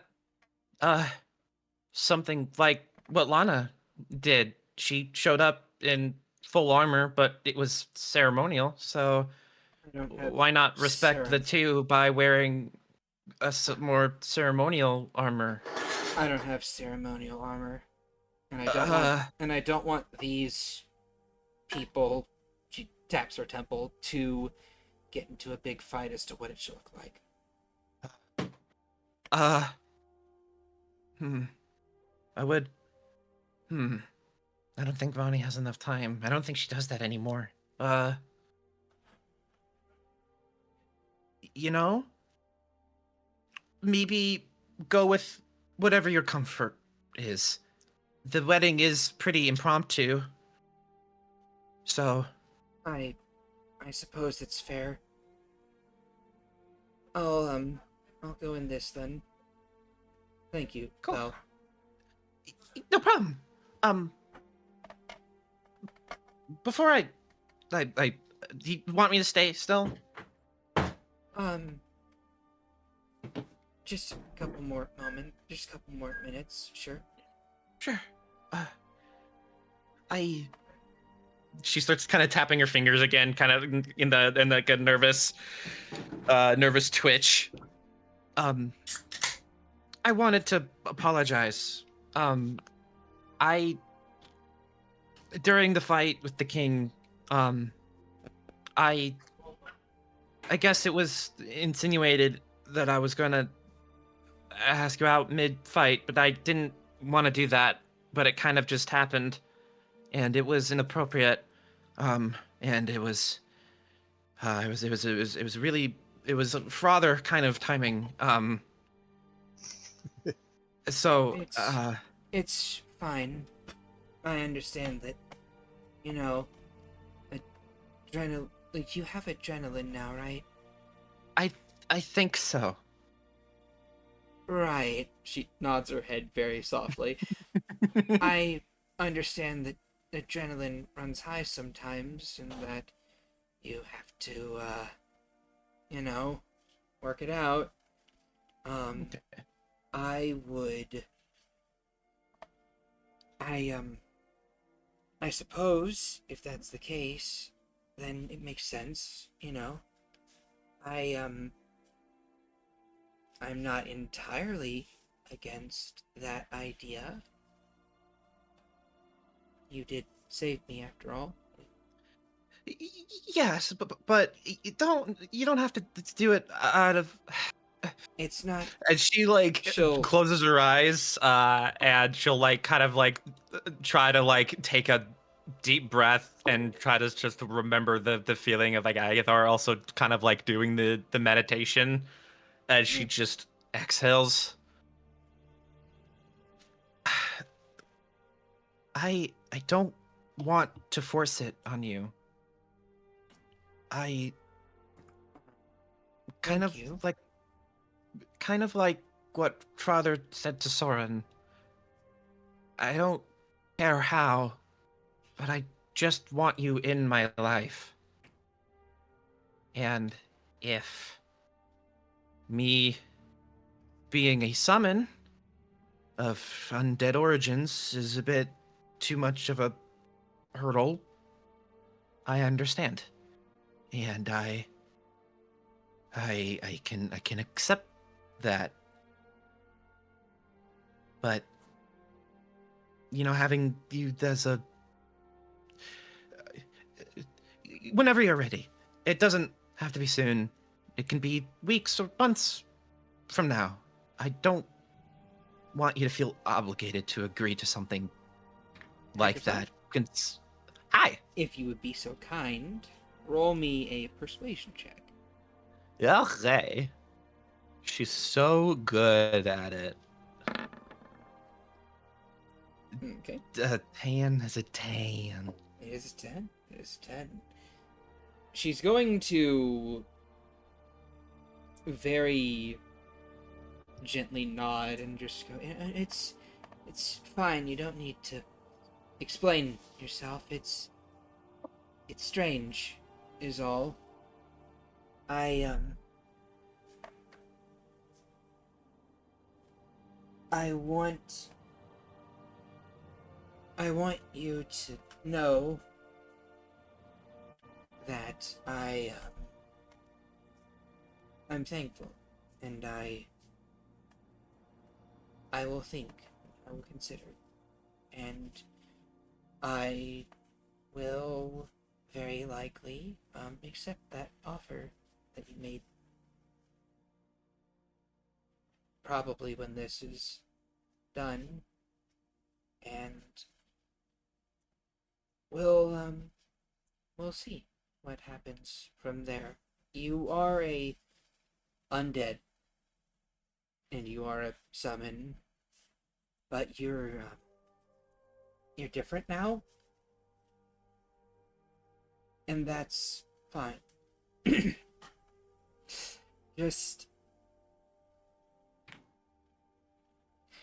know that I will. Just know that if you are a good and kind person, like some, she taps her temple, believe you are, then things will fall into place, I feel.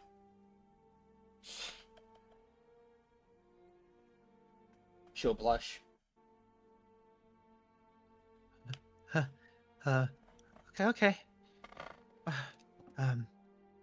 Right. I will do. I will try to live by Father's example and how he was raising my sister and I. I may slip up, and if I do anything, you can bonk me on the head with a stick or something. I don't think I'll be bonking you with a stick. I'll just tell you no very firmly. That will be the equivalent of getting hit by a cart, so that works. And she nods.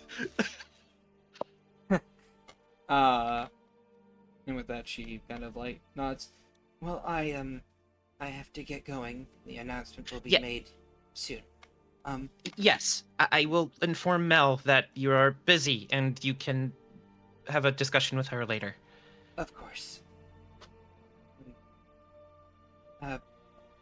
One more persuasion check, if you would, please.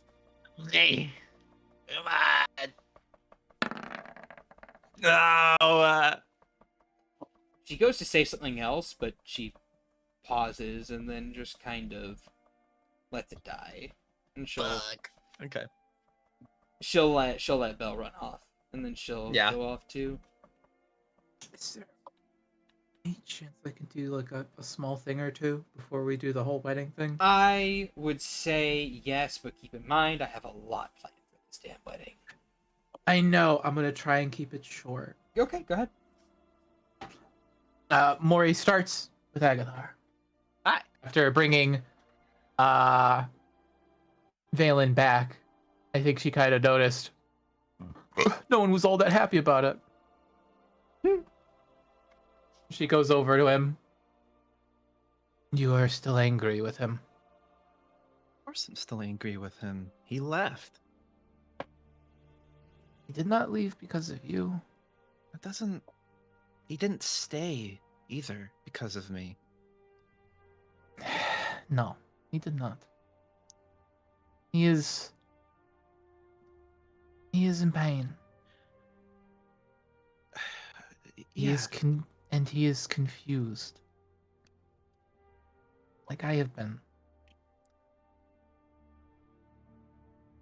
I don't.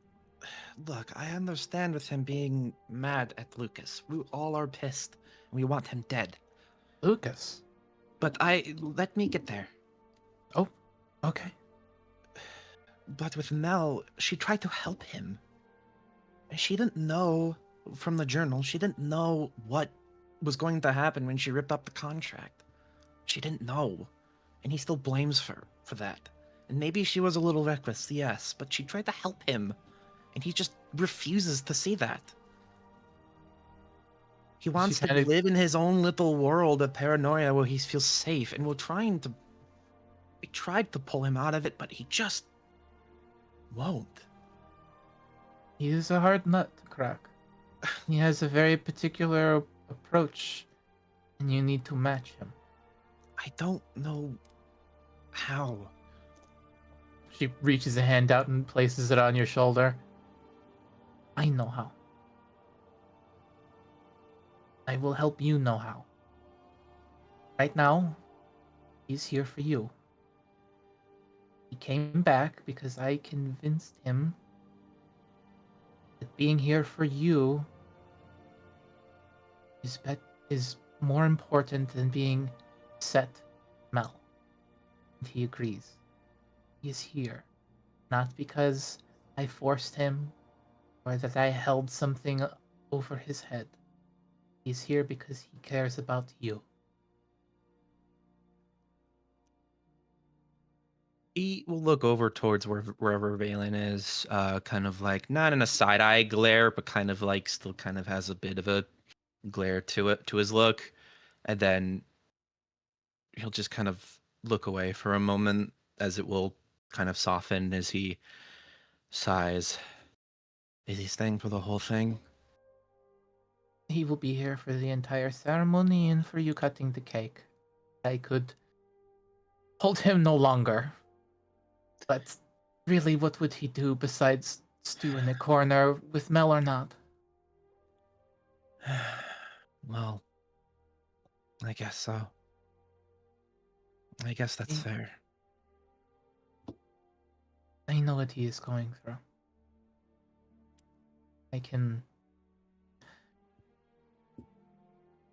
I sympathize with the same kind of ache.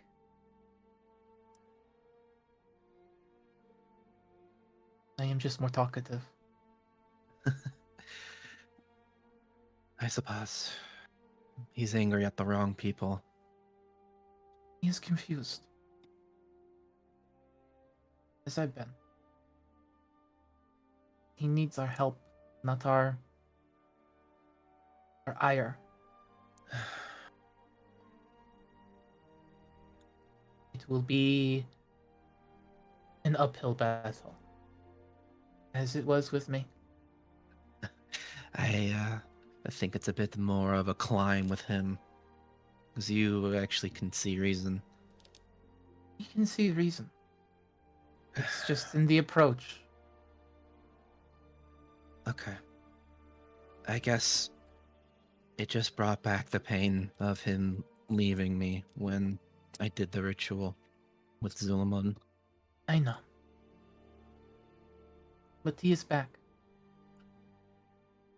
He's back here for you. No frowns as she pinches your cheek. He laughs a little bit. Okay. Good man. Now where is your wife? She needs flowers. I think if I read the manual, the getting married are for dummies, I don't think I'm allowed to see her. When would you normally? Currently, Soy Fang is nowhere to be found. I'll have to find her later. If, I need sure, to go. if you leave something for her, she'll take it. I'll leave it with you. She gives you what looks to be like a wreath. Oh, that's so pretty. For her head. Another tradition. I would give her more flowers, but she is not here. I cannot weave them into her dress. I need to go make sure Francois will not try and throttle him. Good luck with that. She looks over at Red Swallow with a bit of a grimace. Well, she is upset, but you are more important right now. You're right. Thank you, Morrigan. I will thank him because this is at least this level of expectation for him. And she waves a I hand. Do not thank him. Treat him as you would a brother. You do not need to make platitudes or bring attention to this. I was just be a quick there with thing. him. He nods. A non-verbal thank you. A hug. Yeah, a hug. All right. Thank you, Morrigan. It is my pleasure to do this. He needs our help. Yeah. He's just not very good at asking for it, if at all. He won't. I didn't. Why guess would you that's expect any different?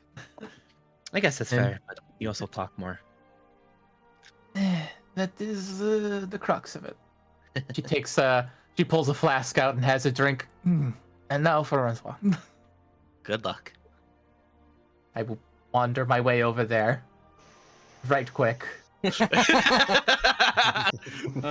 have to make sure Agathar's gun is not in her holster. Yeah. And you make your way over to Rensois, who has Neatal getting her some more punch while she ponders what Drolom said to her. I want so badly for her to turn around and see me talking to her again. And be like, where did... How? Why? There's an the aggressive sound of a sword cocking in its sheath. Just It's like, I dare you. I could turn you this stone with a look. So yeah, she makes her way to Rensois. You are upset.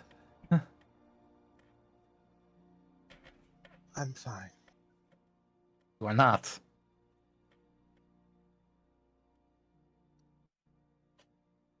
What do you want me to say, Morrigan?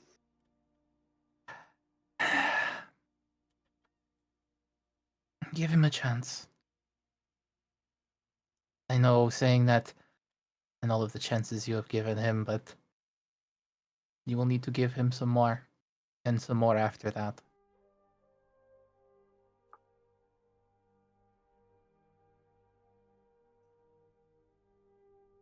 He's here. I did not bend his arm. I did not hold anything over his head or force him. We talked. He came to reason in a way I think likely only I could reach him with. We are kindred in our ache.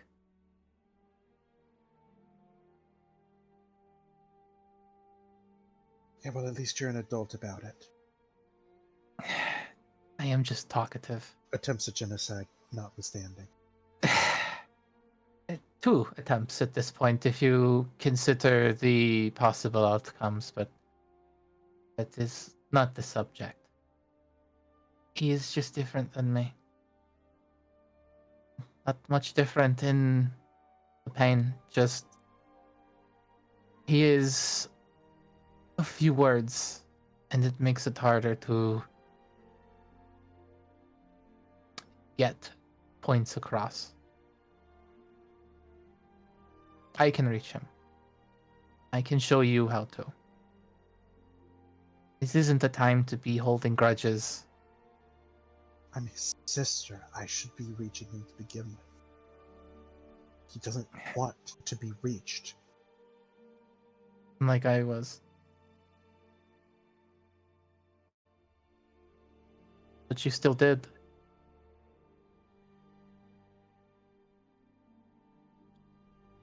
She kind of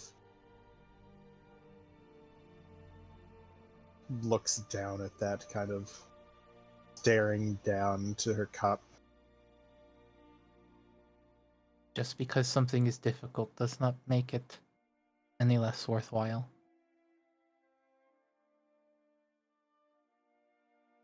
'Cause wasn't like this.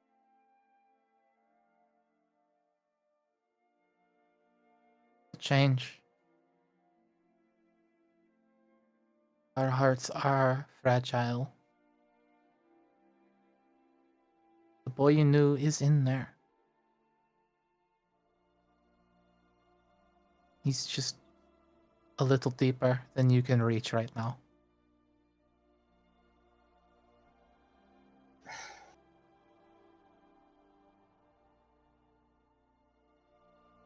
I just want my brother back. Then try with me.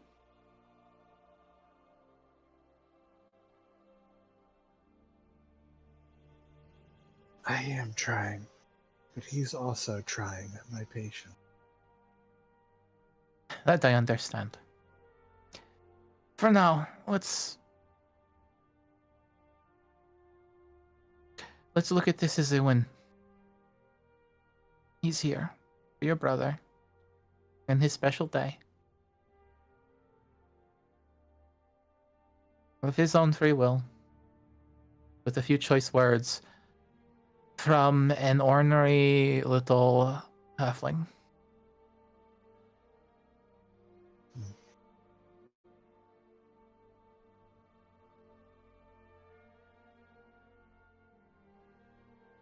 You sure you didn't threaten to blight him? It wouldn't have done much. You cannot push a boulder with force like that. It only chips and holds its ground. You need to level the earth beneath it to force it to move.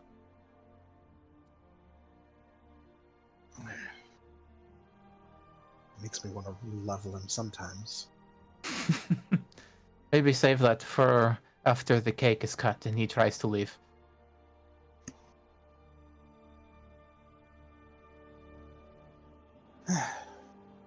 I'll consider it. Feeling better? I'm feeling like there's not enough alcohol at this party. That I can fix.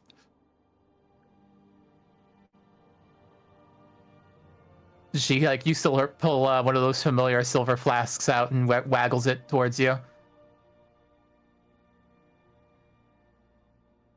She tosses back what's left of her punch and just holds the cup out. She unscrews it and is pouring like an amber liquid as she kind of side-eyes Neatal and gives her a grin. Neatal just narrows her eyes. And then just and then says, "Well, I'm glad you're offering some of your beverage to Rensois. You gonna offer some to me too, bud?" Drip, drip. Hold on. Suppose you drank the rest of it. She smiles. I had a sip and shared a few with her brothers. No, really, just a sip. You sure you didn't have the other 3/4 of that canteen? I won't say no. It's a good year. Very. At any rate, Rensois. She rolls her eyes. You can have some of mine. Oh no, I have my own. Plus, I don't want to get too drunk. I like to be legible at the party. She winks at Morgan. I see. You can't hold your liquor. Francois kind of looks at her. Why would you be legible? Yeah, that's script. Do you intend to write us a poem? Neatal? She just she pauses. The bitch energy is so potent right now. Francois just chuckles at her confusion, kind of just gives her a quick peck on the forehead. Like a brown miasma just spreading from the two of these. Oh, whenever Rensois pecks her on the forehead, she gets a smile on her face and goes, "Oh, come on, honey bunny, we're together now." And then she's gonna kiss Rensois on the lips. That's my line. Well, I suppose I will leave the two of you to it. I wouldn't want to battle someone who is unarmed. Enjoy the wedding, Morgan. Yes. If you would I like, you have may more- insight her. I suppose it didn't sound like it had venom to it. Insight is pretty low on Mori. 13. There is no venom in it. It's one of those moments where, like, you get the sense that she kisses Rensois, and then she sees you immediately say, I'm gonna leave now, and you see this look of, shit, I went too far. Fuck, damn it, and then just kind of like, hey, I actually hope you have a genuinely good time. That's kind of like the sequence of thoughts that you see cross her head. Yeah, just pauses to look back. Of course. I have more fires to put out so things don't go up in flames. Well, good luck with that. If you need I any don't help, need then luck. if you need any help, you can ask me to help. Wants to say something, but decides to be civil for a moment. Mm. It's like, what are you gonna do? Talk to Valen? She could. May as well She pull them. wanted to. Fucking try me. But yeah, after that, I don't think she sees that. She goes to where Valen is and kind of stands beside them, kind of like a watchdog, keeping this boy out of trouble. All right. Okay. Look at that. They forgive you. This whole event might actually be saved.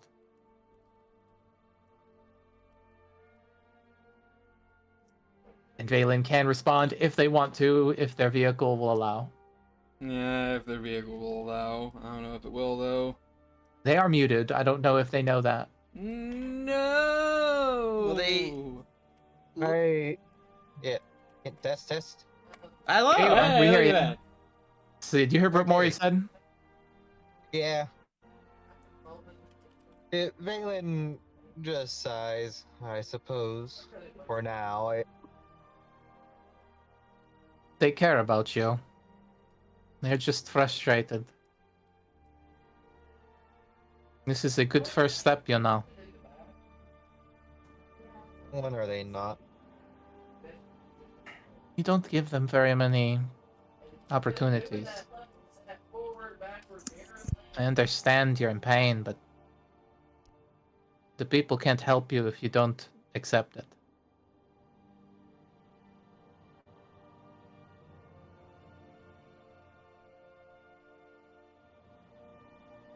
I suppose there's some truth in that. Some. Looks up at you like, some. I would have you know, it was the only reason as to why I am still here. You're quickly walking the same footsteps I am, and I would hope you see that.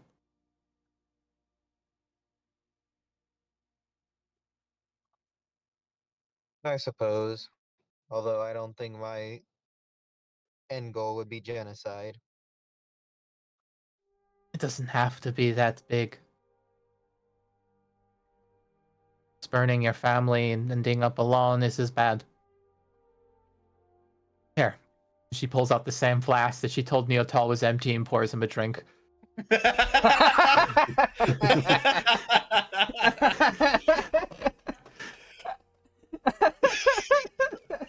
Such a bitch. Of course. And the miasma follows Morgan.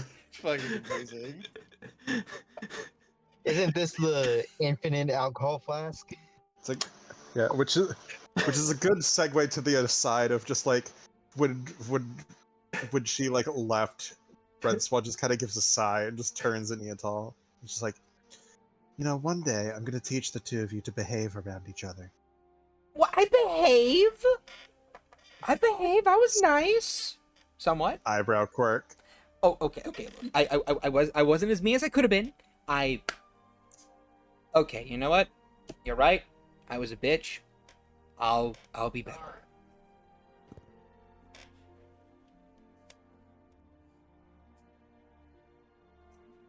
She'll take your hand in hers. I will be better. She just has a very, very, very consistent way of getting under my skin, but that's fine. It's where I live. I can just hear her. It's like, just like the mushrooms. Yes. We have to get to the wedding or it's not happening. Yeah. Yeah, no. Yeah. And at this point in time, there's a sound of clinking glass as Tritonio claims the attention of all within the room. Good evening, guests of mine. It is time for a very special occasion. We have a spontaneous wedding that one of our heroes wished to have happen within this very banquet. And so we have done our best to accommodate such things, yes? He claps his hands together, and a swarm of various servants come out from the walls and begin to clean up the messes with a few taps from some wands and replace the dance floor with a bunch of chairs with a large area right in the middle for people to walk down. Mel and Dralam fight for front row seats before Malcolm very gently takes the larger snake woman's hand and slowly peels her away so she can be his chair instead, preventing a very minor catastrophe. Be their chair. So he's just sitting on her face. God, I wish that was me. No. Basically, Dralam coils up, and then he kind of like takes a seat inside of her coils, and she's just kind of like hugs him from behind and strokes his hair a little bit, and he's like, yeah, offers her his flask of hot chocolate. She's like, ooh, yes. Anyway, let's see. Mel takes a seat on the front with the Moor's blade sat down beside her in a seat of its own, and other people begin to slowly filter in. Gustav, Suleiman, Anka, Rainier, Cinder and his siblings, Amalia, currently consuming a massive belly full of banquet food that is dissolving. She looks as if she is near comatose, being led around by Belle and Anna as they take a seat towards the very front. Riven, Lana, and Tritonio, Gale, and the rest of the Spears all taking their various seats. A large rabbit Folkman with a rather unique chest takes a seat among the various people. This name, Shad. She gives a wave towards Morrigan. Just a little hey wave. Confused halfling sounds.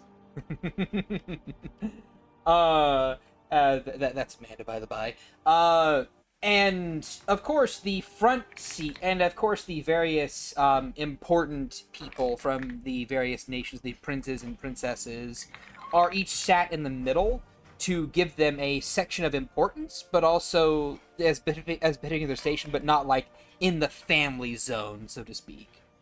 The front 12 seats are composed of the 5 of you, Mel, Anka, Rainier, Belle, Anna, Eloise, and Neatal, with Neatal seated to the right of Rensois, Eloise seated to the left of Morrigan. No, wait, to the right of Morrigan, with Valen on the far end of the front row, with Mel on the opposite end of the front row. And Mama Moore's with her own little little mini chair that the blade is sat on. As I swap music.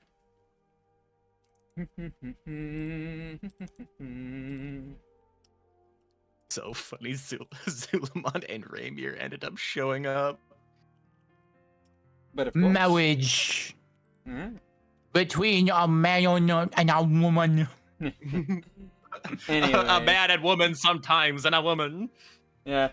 And at first, Lorelai is not seen but after a moment or two, whenever everyone has finished taking their seats, and a pianist begins to play in the background, she appears and very awkwardly walks down the middle aisle of the area towards the newly constructed throne, and she places down a large stepladder to one side of her. She brushes it off a little bit and then turns to face the crowd. She is wearing a very basic looking half plate with a focus on a utilitarian appearance and has a long skirt at her hip. Her blonde hair is tied back in a simple ponytail, and she looks a lot more like a random guard than the Archmage of the Divine. She closes her eyes, takes a few calming breaths, just a little, just like waving her hands at her face, just kind of like doing a couple hops before breathing out.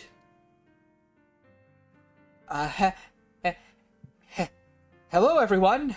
My name is Lorelei Oldegard, and I'll be your cleric for the night's proceedings. She smiles. It looks like she's mildly in pain when she does so. Mel gives her like a thumbs up, like, you're doing great. We are gathered here today for a banquet, but more importantly, to wed two souls together in holy union. So let's get to that. She kind of like shuffles a bit and looks left Morgan's and then like, right. Oh Lord. It isn't a great opening, but you can see that she's trying her best. And if anyone's paying attention, they can see a shift in the crowd as Lana attempts to get up and spare Lorelei the job, but Riven just like hand on shoulder sits her back down and just whispers to her. Let her cook. Let her cook. I will say, when Tritonio did the announcement, Agathar just fucking sprinted out of the room. Just like, oh shit, that's so cute. It's just fucking sprinted. Today we are here to bring together Agarius Tharm and Soifarius Fang in holy matrimony. May we have the groom emerge? She pauses and cocks her head to the right and then nods. My apologies. May we have the bride, Agarius, come forth? And it's at this point in time, Mel stands up and blinks away from her seat. And after a moment or two, she can be seen again, but with Agathar next to her, walking down the aisle. Agathar, please, describe, if you will, what you look like. So, in the banquet, Agathar, because at this point, she's pretty much full female at this point, but she was wearing a dress, that blue dress, but when she sprinted off and now arrives, she is wearing a snugly fit but perfectly,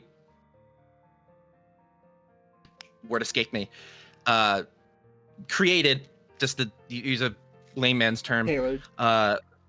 yeah, that to its perfect proportions. It's a tuxedo. It's a black, it's just a pure black tuxedo with a gray undershirt and a bright blue tie, and the coat of the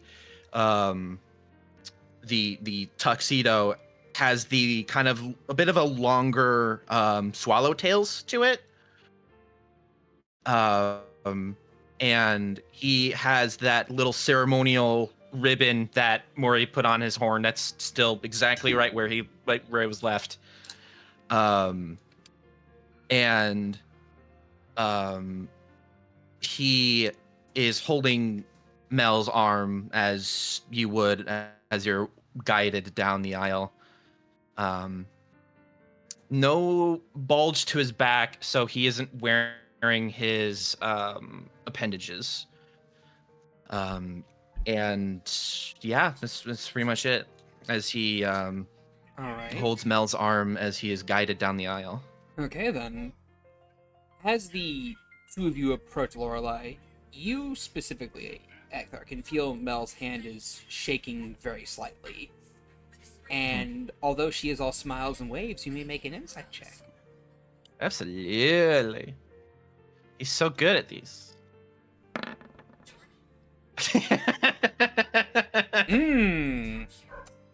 Rolling like dog shit. Other people can as well, I suppose. Smile.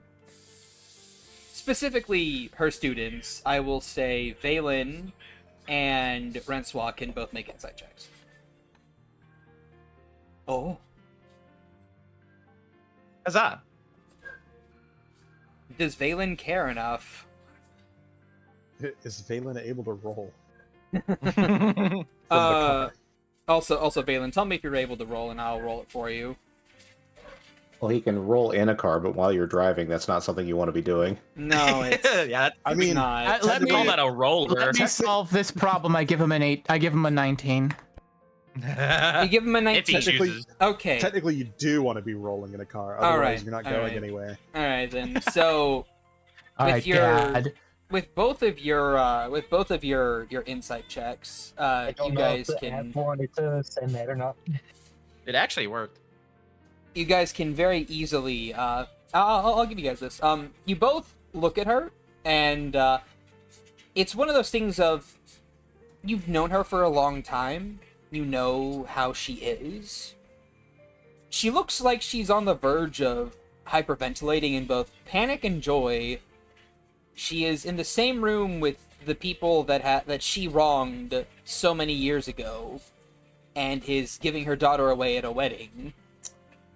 She's fighting against every fiber of her being not to destroy the threat to her children, but she is genuinely trying to be better and not as aggressive.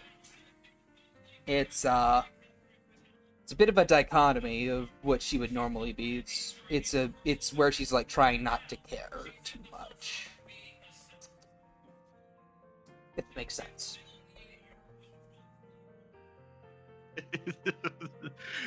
Yeah. Anyway, the two of you finish your approach to the small step stool, and Lorelei asks, "Do you give this child away into the arms of another?" Mel hesitates a moment, but then she speaks. But of course, Siri, there comes a time for all baby birds to be pushed from the nest to fly. She smiles as as a small bead of crimson red can be seen along the corner of her eyes, as a couple tears of blood leak from her and leave long streaks of red along her black scales. Which she quickly is like, ha! Oh, wipes them away. I swore I wouldn't. She then lets you go and returns back to her seat very quickly.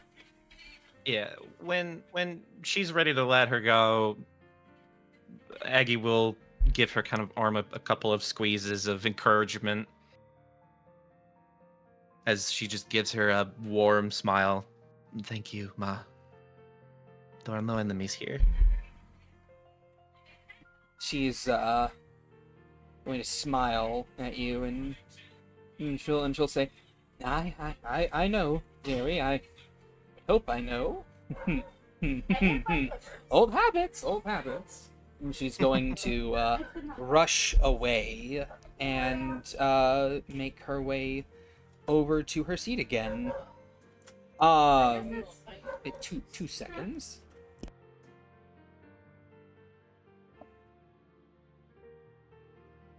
All right, we're back. And now, Please tell me you're not so, put that on your hand, you found it. Lorelei is going to No, it's under the bathroom. 2 seconds, guys.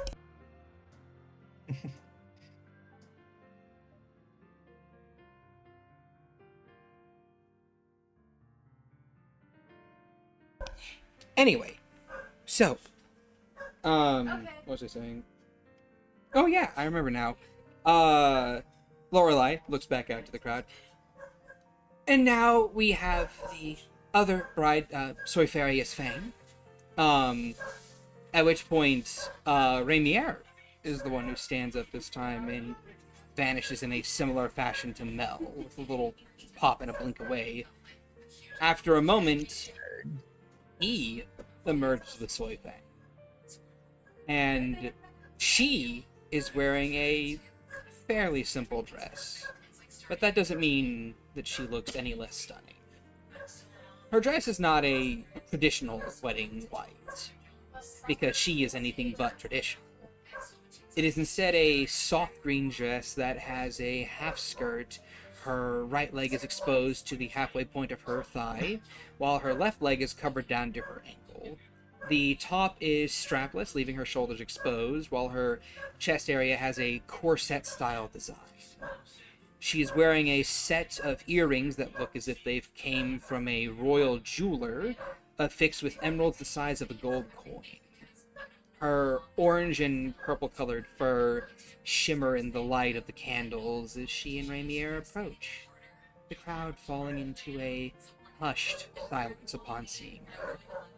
Her expression is blank as always, but there is a light crinkle of the eyes that is indicative of some form of concentration.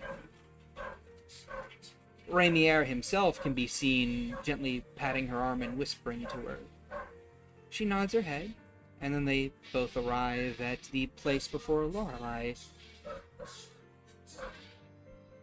And do you give this woman away into the arms of another? She asks him. Rainier looks towards her and then to Soifang. I do. May she find the happiness and freedom she never could with me. He gently bows towards her, and then with a bit of effort lets go of her arm. He then goes to leave, but she grabs him by the shoulder and turns him back towards her. There's a long pause between the two of them as she locks eyes with him. And then she says, "Thank you." He stares back at her, and there's a small nod, sniffling lightly as she hugs him, and he hugs her back. The two of them squeeze each other for a little while before he breaks it off and walks away. Lorelei pauses for a moment, and then smiles again, nervously. Ha! Good! We are, gathered here today to wed these two individuals in holy matrimony. She trails off and pauses. I have been told that there are a lot of formalities to observe, but there are, far too many, cooks in the kitchen. So I'll abbreviate. First things first, she pauses and swallows. We do some, vows of love. I believe, Agarius and Soifarius have, written their own vows. And we'll begin with, Agarius first. Go ahead. She nods and opens up her coat to pull out a small sheet of paper as she unfolds it, and she will begin to read. I still remember nearly a year ago looking out of the window in my room at my master's hut, waiting for this mysterious group to arrive. They already started on their journey together, and I was being slotted in. I was nervous, scared even, that I would get in their way. But I could not have been more wrong. In a year, they became more than just companions. They became my family. In nearly a year, I met you under the strangest circumstances because of this journey. I listened to your story, and I was moved. I wanted to help you, do whatever I could to bring peace to you, because peace was something out of my own reach. But the more we interacted, the more curious I became. I found out that there was more than just a blank, calculated super assassin. You loved and loved hard. Hard enough to defy death and survive as a revenant. You are gentle and understanding. And you know when to give me space, or to push me beyond my limits. I couldn't have come this far without you. I wouldn't have bested that Praetorian captain without your motivation. I don't know what I did to earn your love, but I must have done something right. I vow, every day, every waking minute, devoted to making sure I return home. Not just to my family, Air Force One, but to you.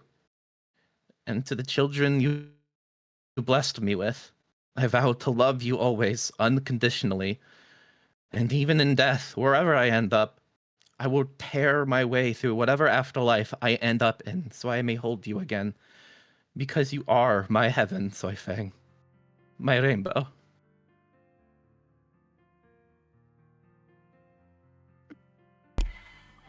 Ooh. Ooh.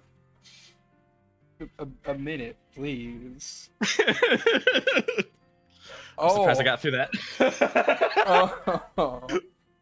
Oh. Morgan wants to clap, but it'd be kind of weird. Can I get a round of applause? So. No, I wasn't.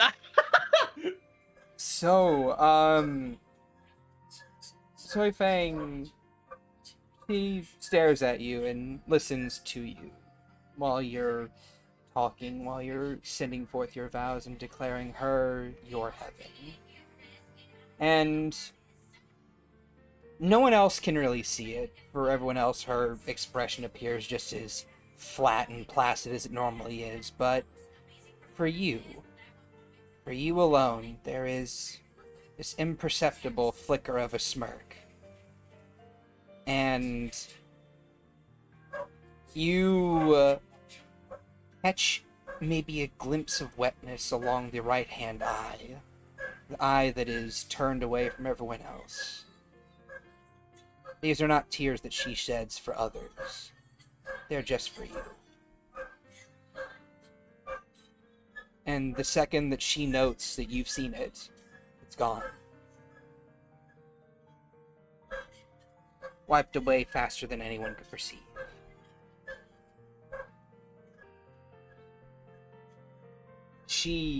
Lorelei then turns to, Soy Fang. And gestures to her. She then in a very similar fashion, pulls out a note of paper from between her breasts. She then removes her hand from yours and starts to slowly unfold it.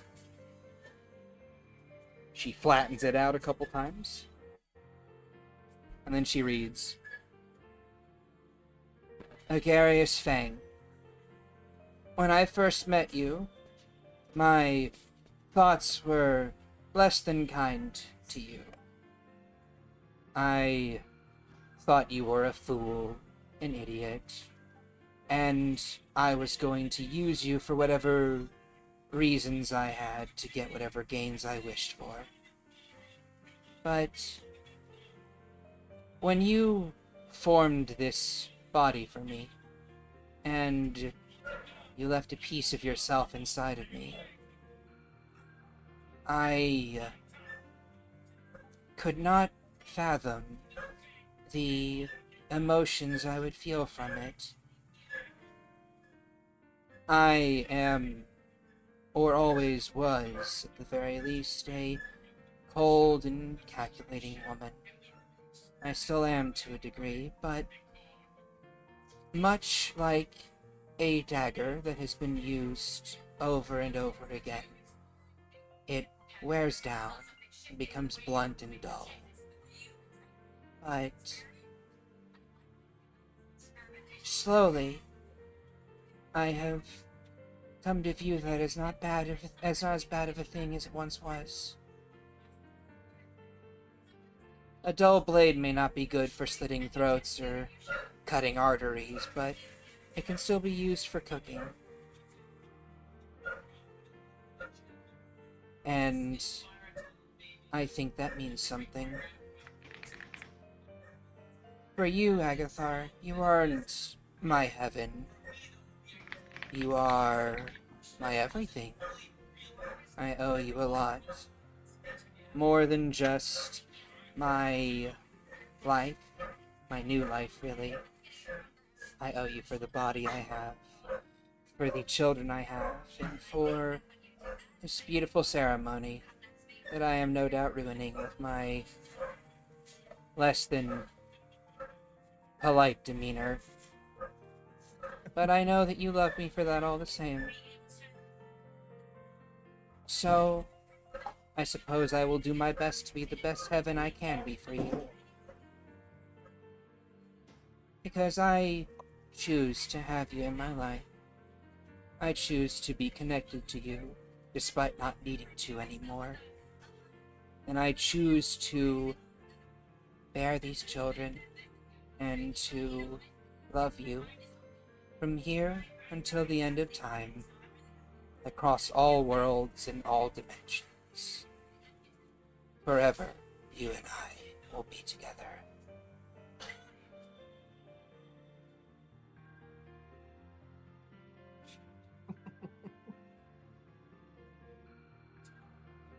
And after she says her vows, the audience is left a mixture of confused and misty-eyed.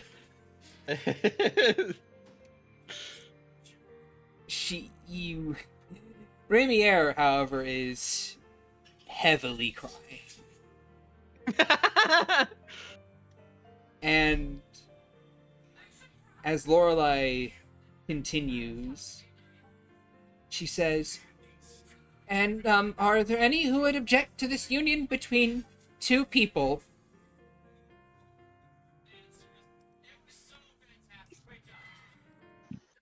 Where's Veronica?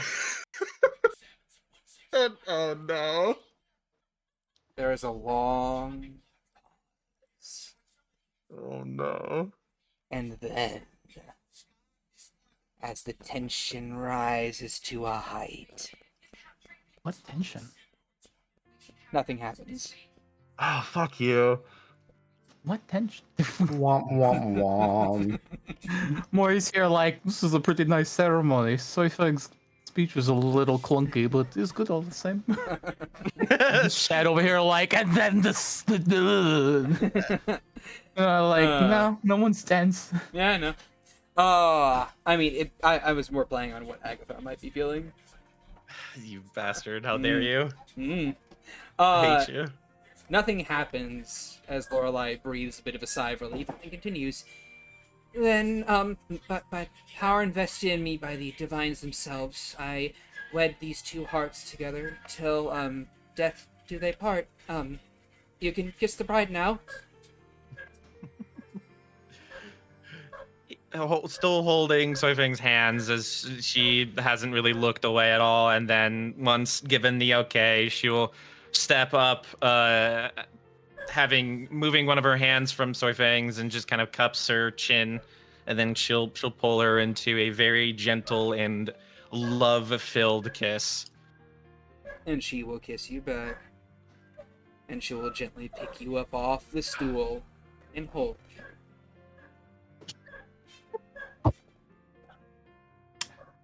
I hope everyone cheers at this point. Oh yeah, everyone cheers. Soren's even crying at this part. Yeah. Everyone cheers. There is a raucous applause. Mel can be seen trying to fight back tears while Drolam is poking her like, ha ha, I knew you would cry. I knew you would cry. Shut up. Come on, Shut up. cry. As if you didn't at your own daughter's weddings. I did, but this isn't my daughter's wedding. I got what I came here for. See, Bitches pops. And from there, the ceremony dissolves, and you guys are brought back to your own thing as rings are exchanged between you and Soy Feng. Your ring, Agathar, it looks like, not gonna lie, it looks like it was stolen from someone. I mean, It is far too fancy. Yeah, I mean, how do you think he ended up with the fucking wolf ring? Yeah, it's the same thing. Like, he's fully expecting, yeah, this was stolen from some rich asshole or some rich dude. He doesn't care. Stolen from Tritonio's stash. Yes. Yeah, no, and as she slips it on your hand, she whispers to you, Tritonia won't be needing this many rings. He smiles and kind of laughs as she just looks at the ring and admires it. I don't think he'll miss it. It looks better on me anyways. As everything does. Now, I need to get you out of that suit. Oh my. Yeah, she proceeds to leave with you. She looks back and just kind of waves goodbye at everyone. And here, you're supposed to throw this. She hands you a bouquet of flowers. Right. She will turn around to face the other direction, and she will just fling it randomly. Yep. I want those flowers. All right. You Mori leaps for the flowers. roll a d20. Hunter from Left 4 Dead 2 noises. I'm gonna roll a d20 for a few people all at once. What am I adding to this? No, it's just a random d20 roll. Okay. That's an 18, Soren. Who's got the highest? I just need you. Do that. No. Who rolls the highest? I need to know because I'm gonna do a thing. Soren does. I take his 18 and give him a 15. Oh! And then I use the 18. I was just joking. He doesn't try for anything. Oh, okay. Then I use my 15. Okay, fine. G-Tor! Fine. You take... Absolutely, Morrigan cheats. Like you were expecting anything else. Hold on now. My character makes you think that I This would is not regular Hold portent. on. No need. She cannot stop me. Yes, she can. She doesn't have greater portent. No. You're still using it like a portent ability. You're replacing a d20 roll, so that's the way portents work. So she's just going, no. Nope. Cancel. Okay. Roll a d20. Warp is. Go back to go. Return. Do not collect $200. Soren activates Kitsune Dance and dives for it. Alright. Hell doesn't know what's going on. Rampages. Bailey casts low on the group. Morgan pulls herself out of the dog pile with the semi disheveled roses. Her hair is askew. And it is at this point in time Amanda appears behind you and goes, "Nice catch." Holy shit! Nice catch, you fucking cheater. No, she's smiling. Do not sneak up on me. Oh, my apologies. I was here the whole time. I know you have been. Damn rubbish. Sorry. But good catch. I admire the work. Thank you Hmm. for that. That is all. He leaves. Congrats, you have a face stalker now. How many people did Morrigan bite? At least 2. At least 2. One of them was Neatal. Good. She wrenches the flowers from Neatal. It's like fat chance, bunny. And be happy I did not call you bitch this time. She sleight of hands a rose off the bouquet. She has to beat me. That's 35 to sleight of hand a rose off the bouquet. Yes. Luck.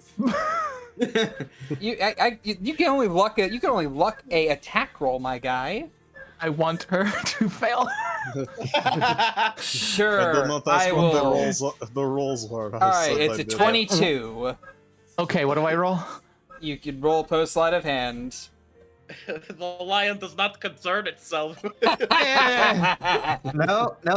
Lucky can hits, attack roll, ability checks, or saving throws. For her, Yeah, not and for I- Neatal. And I use it. I mean, you can use a lucky point on this. Sure, go ahead. Oh! She gets 1 rose off the bouquet. She goes. And you go bleh, and she goes. Thief. She goes to say something, but she's like, "No, I'm better. I'm better." Should she say that? She's muttering to herself as she walks away. No, you're not. She goes and puts the rose behind Renswall's ear. Here you go. She smiles. Kind of droops a little, then scuttles away with her flowers kind of tucked against her chest. Her ill-gotten gains. Yes, and with that, I believe we can close session here as the wedding continues. I love that Agathar and Soyfang have left, and therefore the cake can't be cut. And by the rules of this, no, shut up. By the rules of the agreement, Valen can't leave until the cake is cut. Yup. Valen sees him leave. Valen says, "Fuck off with that deal. Goodbye." I will cast Hold Monster. They curse! They curse! I curse you! Roll it! He's not a monster. Fuck you. Yes, you count as monster counts for everything. It's not person. Hold Creature, monster says motherfucker. creature. Roll it! What am I Valen rolling? sure is. Wisdom saving throw, bud. DC 23. No, that's Vonnie. Valen. BC 23. All right, just need to get a 13 or better. Big oof. You are frozen as Mori grabs you by the ass and just drags you back to the ass like, no, you do not get to welch on this one. I need someone with me. No, she's not even here! I don't care. We shook and now the agreement is made. Technically, we didn't shake anything. Oh no, we did. Amanda in the background is just like, oh my. I bring him keeps sword her and it's like deals. going to sword is like, hold this one. He tried to leave before the deal was finished. I am not strong enough physically. I only have so many spell slots. Who is she saying that to? Soren? Yeah, sorry. Yeah, you. Yeah, he's gonna hold on to him and just kind of scowl at Valen. Pop, drops the spell. Hey, look at you, still here. Agreement stands. Until the cake is cut, you cannot leave. They'll be back eventually. You Yes. honestly believe that? Yes, I do, because there is a cake, and if he does not arrive within an hour's time, I will get him myself. Because I am hungry, and I am not about to wait with this bouquet and not have any cake to go with it. Shows up at the cart. There's just a sock on the door. As she boops you in the face with the bouquet. You know what I had to do to get this? Do not ruin my good time too. You also know what they had to do to actually reach your face and hit you with it. Yes, I have you in his arms. You just have to push him down a bit. I had to bite at least 2 people, Neatal included, which was more of a gift to me. See, you win. I'm gone. Bye. No! Polymorph. Oh my god! Jesus! Time out for an hour. I can wait. I'll keep you in. I will make you a caterpillar and keep you in a napkin in my pocket. I believe that polymorph is a wisdom saving throw, or is it a charisma? It is. It's a wisdom. Okay, wisdom saving throw. Wait, is it? No. charisma? Banishment's the charisma saving throw. Right, yeah, Banishment's charisma. All right, Valen. Hey. The game wants you to stay, Valen! The game wants you to stay! Gently placed inside your pocket. It's like, I will let you out when they return. You have an hour of timeout. Yeah, I have a plus 10 roll 20. Get fucked, Valen! Now you know how I feel with wisdom saves. Yeah. Well, Soren, it would appear I do not need your help holding on to him. I am sorry. Literal wiggle worm in her pocket. I am sorry I fooled you earlier.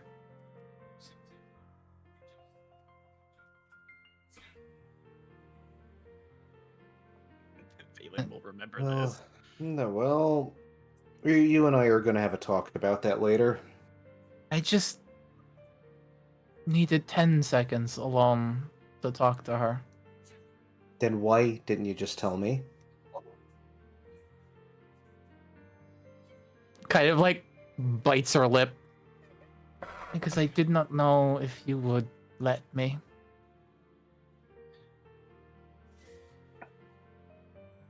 He stops and thinks for a second, and then says, "You know, I don't either." And he walks away to engage in the party. Just, you know what? Fair play to you. Ooh. And You can tell he's still a little salty about it. yeah, It's Like fine. he knows she has a point, but he's also still a little salty that he got manipulated. Not again. It is Morgan's Correct, but like also bread fuck and you. butter. So yeah, yeah. And with that, we draw our session to a close. As I'd imagine his servant kind of like rushes over to like, you know, put a little poking pause on Soyfang's exit with her husband, with her wife, just like excuse me, ma'am, the two of you need to cut the cake, and Soyfang's just gonna. Sorry, you go ahead. Yeah, Agatha just smiles at him. It's just like, oh, we'll be back in 30 minutes. Don't worry. The cake will be Yes. cut. We need to get into more comfortable outfits. This Indeed. dress is tight. And so is the suit. I'm not used to wearing suits, you understand? He smiles at the servant, but also, like, the servant probably gets a chill down his spine where he starts, like, kind of exerting his Mel presence. The servant's like, yep, right away. Like Says so, like there's the Angela. smolder, and then there's the Mel grin. There's the Melgrin, absolutely. He's pulling out his own Melgrin. Intimidation at advantage. Yeah, okay. You was gonna literally showed off the Bone Man form earlier. Smolder his performance. Oh, there we go. To Melgrin is intimidation. Yeah, no, this person visibly sweats, just like, oh, yeah, right, I'm interrupting a super assassin and a hero that turned into a giant skeleton man. That's the sound of him panicking, running away. Now make sure all the drinks are filled, dearie. I thought he was just standing there and That's right, hyperventilating, to be honest.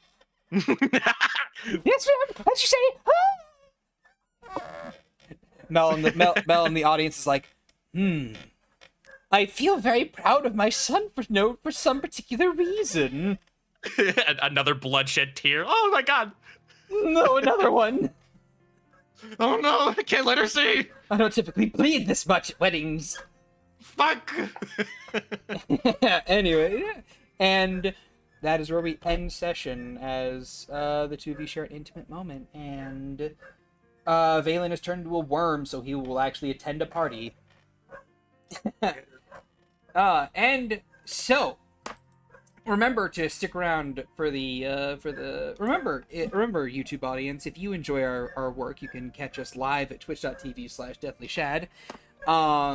And if you want to stick around for the post and pre-stream, you can certainly do so. But till then, we have to say goodbye to our YouTube audience.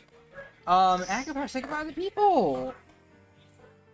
Goodbye. I couldn't think of anything with it. Goodbye. Thank you for coming to my wedding. Morgan, say goodbye to the people. Goodbye, people. Francois, say goodbye to the people. Goodbye. One day I will get them to behave. Soren, say No. goodbye to the people. Day is not that day. I'm simultaneously surprised and unsurprised that Maury was able to get Valen to return. And Valen, say goodbye to the people. Here, I guess. Yeah. Worm noises. Present. Worm noises intensify. Squiggle. If I was a worm, would you still love me? No. If I was a worm, would you still make me go to a wedding? a very apt question from one of our chatters that you can chat No, with that too. should be the title of the episode. If I was a Oh. worm. But we will discuss the title of the episode after we say goodbye. Goodbye. Remember to like, subscribe, comment, all that jazz. Yeah, goodbye, recording audience. Bye. Bye. Happy wedding day.